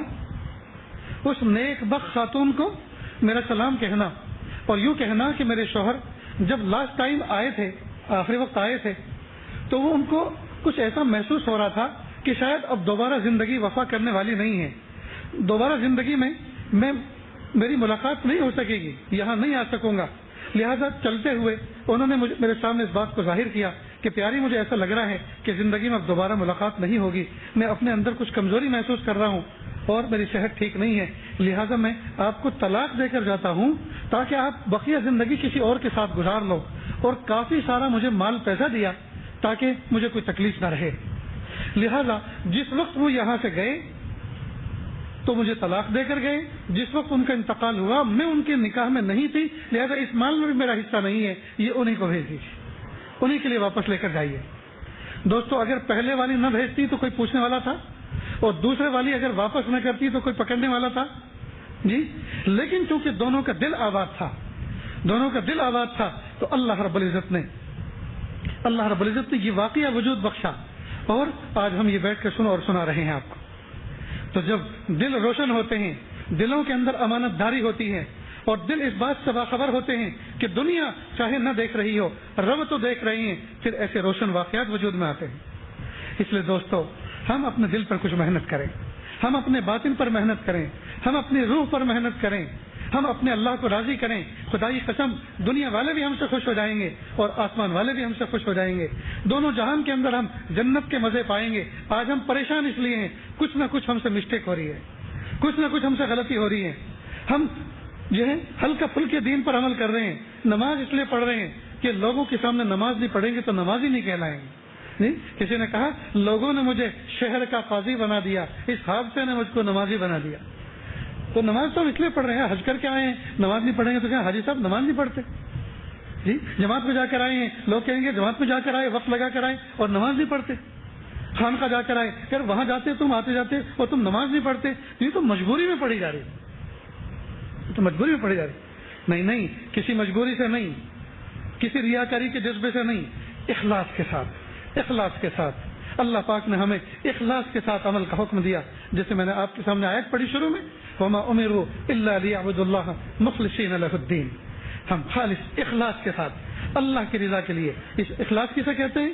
خالص، اخلاص، پیور، یہ سب ایک ہی چیز کی ترجمانی کرتے ہیں، یعنی اس میں کوئی ملاوٹ نہ ہو، صرف اور صرف اللہ کی رضا کے لیے، کسی مخلوق کو دکھانے کے لیے نہیں، صرف اللہ راضی ہو جائیں، اس نیت سے عمل کرنا، اس کو کہتے ہیں اخلاص۔ حضرت ابوبکر صدیق رضی اللہ تعالیٰ نے مثال قائم کی، صحابہ کرام نے اخلاص کی مثالیں قائم کی۔ ہم اٹھائیں کتابیں، پڑھیں، واقعات پڑھیں اور سوچیں، غور کریں کہ کیسے تھے وہ اور کیسے ہیں ہم، کیسے تھے وہ اور کیسے ہیں ہم۔ حضرت ابوبکر صدیق رضی اللہ عنہ کے دفتر کے اندر ایک رجسٹر رکھا ہوا تھا، ایک صفحے کے اوپر ان لوگوں کے نام تھے جو مدینہ منورہ میں جن کو فزیکل کسی خدمت کی ضرورت ہوتی تھی۔ مالی خدمت تو بیت المال کرتا تھا، لیکن کچھ خدمتیں ایسی تھیں جس کو کسی نہ کسی فرد کو انجام دینا ہوتا تھا، تو ایسے محتاجوں کی، ایسے ضرورت مندوں کی ایک لسٹ تھی، ایک صفحے پہ ان کے نام تھے، اسی کے سامنے دوسرے صفحے پہ ان لوگوں کے نام تھے جو ان کی خدمت کے لیے اپنے آپ کو پیش کیے ہوئے تھے۔ حضرت عمر فاروق اعظم رضی اللہ عنہ دفتر میں آئے، وہ رجسٹر دیکھا تو پورے نام ضرورت مندوں کے پڑھے، آخر میں ایک بڑھیا کا نام تھا، سامنے کھانا خالی تھا، سب ضرورت مندوں کے لیے کسی نہ کسی اپنی آپ کو خدمت کے لیے پیش کر رکھا تھا، وہ کھانا خادم کے نام سے خالی تھا۔ حضرت عمر فاروق اعظم رضی اللہ عنہ نے سوچا بہت پیارا موقع ہے، میں یہ خدمت انجام دوں گا۔ چنانچہ وہ پوری لوکیشن اپنے ذہن میں محفوظ کر لی، کہاں رہتے ہیں یہ بڑی بھی، کہاں رہتی ہیں، رجسٹر بند کر دیا۔ شام کو جب اندھیرا ہوا پہنچے، دروازے پر دستک دی، اندر سے آواز آئی، کس نے دروازہ کھٹکھٹایا؟ کہ میں عمر ابن خطاب ہوں۔ کہا کیسے آنا ہوا؟ کہ میں خدمت کے لیے آیا ہوں۔ کہ نہیں، خدمت تو خدمت کرنے والا کر کے چلا گیا، اب تو مجھے خدمت کی ضرورت نہیں ہے۔ کہ وہ کون تھا جو خدمت کر کے چلا گیا، جس نے رجسٹر میں نام بھی نہیں لکھا؟ کہ مجھے تو پتہ نہیں ہے کون سا رجسٹر اور کیسا رجسٹر، نہ میں نے کبھی اس سے پوچھا، نہ اس نے کبھی بتایا، نہ کبھی ضرورت محسوس ہوئی کہ نام کیا ہے۔ آنے والا سر شام رات کے وقت آتا ہے، دروازہ کھٹکھٹاتا ہے، کہتا امی جان خدمت والا خادم آیا ہوا ہے، آپ پردہ کر کے ایک طرف بیٹھ جائیے۔ میں گھونگھٹ نکال کے ایک طرف بیٹھ جاتی ہوں، وہ جھاڑو دیتا ہے آنگن کو، چولہے کے سامنے لکڑی ڈال جاتا ہے اور مشکیزے سے پانی بھر کے چلا جاتا ہے، بس یہ 3-4 کام ہے وہ کرتا ہے، پھر کہتا ہے امی السلام علیکم، دروازہ بند کر لیجئے، پردہ ختم ہو گیا، وہ رخصت ہو جاتا ہے۔ جب دروازہ بند ہونے کی آواز آتی ہے، میں اٹھ کے جاتی ہوں اور کنڈی لگا کے پھر اپنے کاموں میں مصروف ہو جاتی ہوں۔ آج تک مجھے نہیں بتایا اس کا نام کیا ہے۔ حضرت عمر بن خطاب رضی اللہ تعالیٰ عنہ دوسرے دن ذرا وقت سے پہلے آ کر کسی جھاڑی میں چھپ کے بیٹھ گئے۔ رات اندھیری ہوئی، آنے والا سفید پوش آ رہا تھا، چپل ہاتھ میں اٹھائے ہوئے تھے کہ ان چپلوں کی آہٹ سے بھی کسی کو پتہ نہ چل جائے کوئی جانے والا کسی سمت میں جا رہا ہے۔ دروازے پر دستک دی، امی دروازہ کھولو، السلام، خدمت والا خادم آیا ہوا۔ دروازہ کھولا گیا، خدمت کا پورا فریضہ انجام دیا۔ جب چلنے لگے سلام کر کے واپس ہوئے، تھوڑی دور گئے، حضرت عمر بن خطاب رضی اللہ عنہ سامنے آ کر کھڑے ہو گئے، راستہ روک لیا، سامنے دیکھتے کیا ہے؟ حضرت ابو بکر صدیق رضی اللہ تعالیٰ عنہ کھڑے ہوئے۔ جی امیر المومنین خلیفہ رسول صلی اللہ علیہ وسلم حضرت ابوبکر صدیق رضی اللہ عنہ کھڑے ہوئے ہیں. حضرت عمر بن خطاب رضی اللہ عنہ فرمایا یا امیر المومنین آپ نے رجسٹر میں نام بھی نہیں لکھا, آپ خدمت کے لیے آتے ہیں. تو حضرت امیر المومنین نے عجیب جواب دیا, میرے بھائی جس ذات کے لیے کرتا ہوں وہ میرا بھی نام جانتا ہے, میرے باپ دادا کا بھی جانتا ہے. وہ میرا بھی نام جانتا ہے, میرے باپ دادا کا بھی جانتا ہے, کس کے لیے نام لکھوں؟ دوسروں کے جو لکھوائے ہیں وہ میں نے اپنی ضرورت کے لیے لکھوائے ہیں. اگر کوئی کسی دن غیر حاضر ہو تو اس کی جگہ پہ دوسرے کو بلایا جا سکے, کوئی نہ جا رہا ہو تو پوچھا جا سکے. تو انتظامی سہولت کے لیے دوسروں کے نام لکھوائے ہیں. رہی بات میری تو مجھے لکھنے کی کیا ضرورت ہے, مجھے کس کو دکھانا ہے؟ لہذا جس کے لیے کرتا ہوں وہ مجھے بھی جانتا ہے, میرے باپ دادا کو بھی جانتا ہے. ان لوگوں کے دلوں کے اندر اخلاص تھا, یہ تھا اخلاص, ان کے اندر اخلاص تھا. یہ زمانے پہ چھا گئے دوستوں اپنے اخلاص کی برکت سے. آج ہم لوگ اگر کسی کو 1000 روپیہ دے دیں ہدیتاً, دیکھے کوئی ضرورت مند ہے, پھنسا ہوا ہے کام, اس کا بیمار ہے, 1000 روپے ہم نے ہدیہ دیے, تو جب تک ہم 100 افراد کو, یہ 200 افراد کو نہ بتا دیں وہاں تک تو ہمارا کھانا ہضم نہیں ہوتا. یہ اخلاص کے پیکر تھے, اخلاص کے پیکر تھے. میرے بھائیو آج تعداد میں اہل ایمان کتنے بڑھے ہوئے ہیں, کتنے بڑھے ہوئے ہیں, مسجدیں بھری ہوئی ہیں, مسجدیں بھری ہوئی ہیں. اسی پر تو شاعر مشرق علامہ اقبال رحمۃ اللہ نے فرمایا تھا, رہ گئی رسم ازاں روح بلالی نہ رہی. ایک مرتبہ یہ عاجز اپنے اکابر مشائخ سے ملنے کے لیے, اپنے رشتہ داروں کی زیارت ملاقات کے لیے پڑوسی ملک ویزا پر گیا تھا. تو گاڑی میں بیٹھ کر رات کے وقت ایک راستے سے گزر رہے تھے تو بالکل بیچوں بیچ چھوٹی سی مسجد بنی ہوئی تھی, دائیں بائیں بازار, سائڈ پر روڈ نکلے ہوئے تھے, بیچوں بیچ مسجد. میں نے کہا یہ عجیب غریب جگہ پہ مسجد, بیچوں بیچ مسجد. تو ہمارے رشتہ دار ڈرائیور نے کہا کہ یہ مسجد شب بھر ہے. مگر وہی مسجد جس کے بارے میں اللہ نے اقبال نے کہا مسجد تو بنا دی شب بھر میں, کہاں وہی مسجد. میں کہ ذرا گاڑی سائڈ پر روکو, یہ شعر کا شان نزول ہے, یہ شان ورود ہے, اس میں ذرا 2 رکعت پڑھتے ہیں. 2 رکعت پڑھی, اس کا ہلکا سا واقعہ سنا دیں کہ کیسے ہوا تھا. ہوا یہ تھا کہ کوئی خان صاحب تھے, کوئی پٹھان, پتھر کی چٹان, عزائم ہمت والے. وہ کچھ سر کے اوپر ٹوکری رکھ کر کچھ بیچ رہے تھے. ظہر کی نماز کا وقت ہوا, وہ ٹوکری ایک طرف رکھی اور اذان دی اور وہیں نماز پڑھ لی.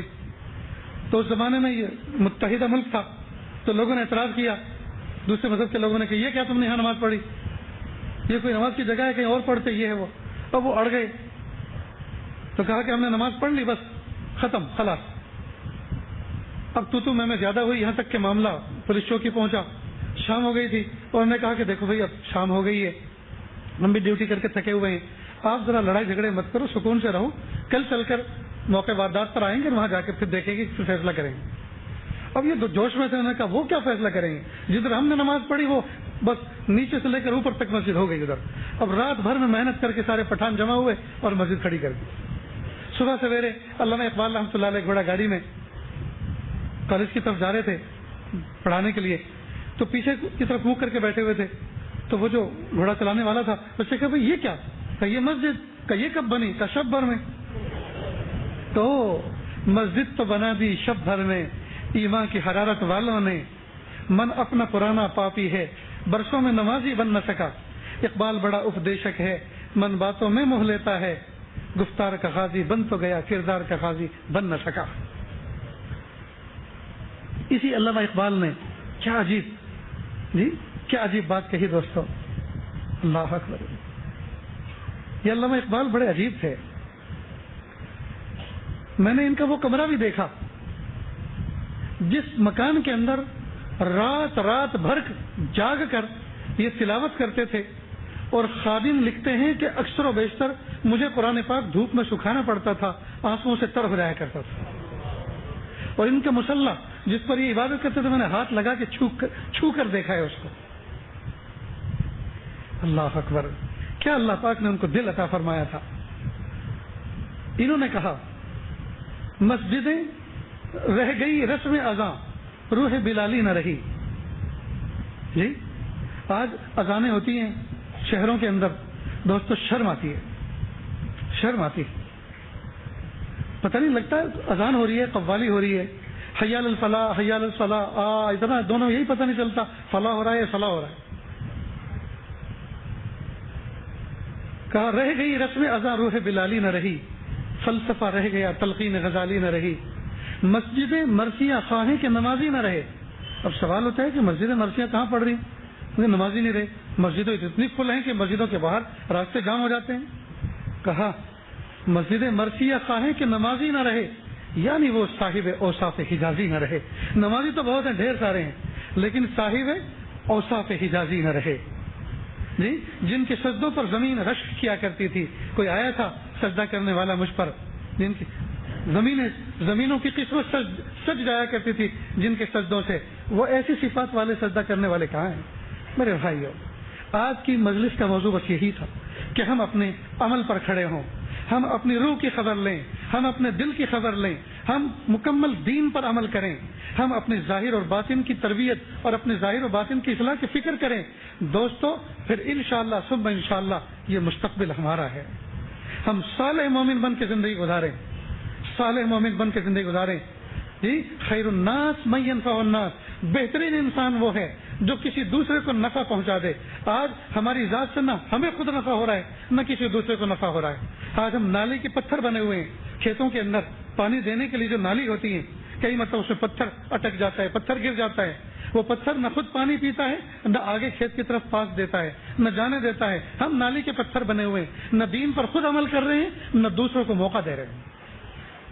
اگر ہم دین کے جو احکام ہیں ان کو سینے سے لگا کر ان پر عمل کرنے والے بنے تو دوستوں نہ جانے ہماری کتنے لوگ ہماری باڈی لینگویج، زبان سے دین کی دعوت نہیں، صرف ہمارے کاموں کو دیکھ دیکھ کر اسلام کو لائک کرنے والے بنے اور تڑپتے پھریں کہ یار اس طرح کا مومن کیسے بنا جاتا ہے. میں اپنی بات کو کنارے کرتا ہوں، 1 بج گیا، اپنی بات کو میں ذرا کنارے پر لاتا ہوں. یورپ کا ایک انگریز بغداد پہنچا. کون سے بغداد؟ اس بغداد میں جب وہاں کا چلن، وہاں کا سکہ رائج الوقت اسلام تھا. اسلام گویا اوڑھا جاتا تھا، اسلام بچھایا جاتا تھا، ان کی زندگیوں میں اسلام تھا اس زمانے کا بغداد. اور یورپ کا انگریز پہنچا کہ دیکھیں بغداد چل کر دیکھتے ہیں مسلمان کیسے ہوتے ہیں اور اسلام کیسا ہوتا ہے. چلتا رہا گھومتا رہا. اس کو مثلا سیونگ مشین کی ضرورت تھی. وہ ایک دکان پر گیا، لینگویج پرابلم تھا تو اس نے اپنے بیگ میں سے وہ چیز نکالی، اس طرح جو بھی ہوگا اس زمانے میں اس کام کے لیے. کہا یہ چیز آپ کے ہاں ہے؟ کہا 1 پیس دے دو، دکھاؤ. اس نے دکھایا، اس کو پسند آیا، قیمت پوچھی، قیمت بھی مناسب تھی. کہا 1 پیس دے دو. اس نے کہا پلیز سامنے والی دکان پر جاؤ، سیم کمپنی کی چیز سیم پرائز میں وہاں سے لے لو. اس نے راستہ عبور کیا، سامنے والی دکان پر گیا اور وہاں بھی جا کر اس نے کہا یہ چیز ہے؟ کہا ہے. دکھاؤ. دیکھا تو وہی تھی، قیمت وہی جو پہلی دکان پہ. کہا 1 پیس دے دو، 1 پیس دے دو. اس نے وہ پیس دے دیا، سب بڑھا دیا. اس نے پیسے دے دیے. یہ لے کر واپس پہلے والی دکان پر آیا اور کہا آپ کے پاس اور اسٹاک میں پیس نہیں تھے؟ وہ سیمپل پیس بچا تھا، سنگل پیس بچا تھا. کہ نہیں اور بھی ہیں. کہا پھر آپ نے مجھے کیوں نہیں بیچا؟ مجھے کیوں نہیں بیچا آپ نے؟ تو کہ اصل بات یہ ہے، صبح سے اب تک میرے یہاں کئی کسٹمر آ چکے ہیں، صبح سے اب تک میرے یہاں کئی کسٹمر آ چکے ہیں، اس کے یہاں اب تک کوئی کسٹمر نہیں آیا. میں نے سوچا اگر آج اس کے یہاں کوئی کسٹمر نہیں آئے گا تو آج اس کا چولہا ٹھنڈا رہ جائے گا، آج اس کے بچے بھوکے سو جائیں گے. تو میں نے سوچا ایک کسٹمر اس کے یہاں بھی بھیج دوں. وہ بڑا حیران ہوا کہ یہ لوگ اس طرح ایک دوسرے کے خیر خواہ ہوتے ہیں. پھر وہ چیز لے کر اپنے دل میں اس واقعے کو بٹھا کر آگے چلا. گھومتا رہا، لوگوں کو دیکھتا رہا. اسے بھوک لگی. اس زمانے میں جیسے بھی ہوٹل ہوتے ہوں گے، ایک ہوٹل پر گیا، آرڈر دیا، ہاتھ دھو کر سفرہ دسترخوان بچھا ہوا تو بیٹھ گیا.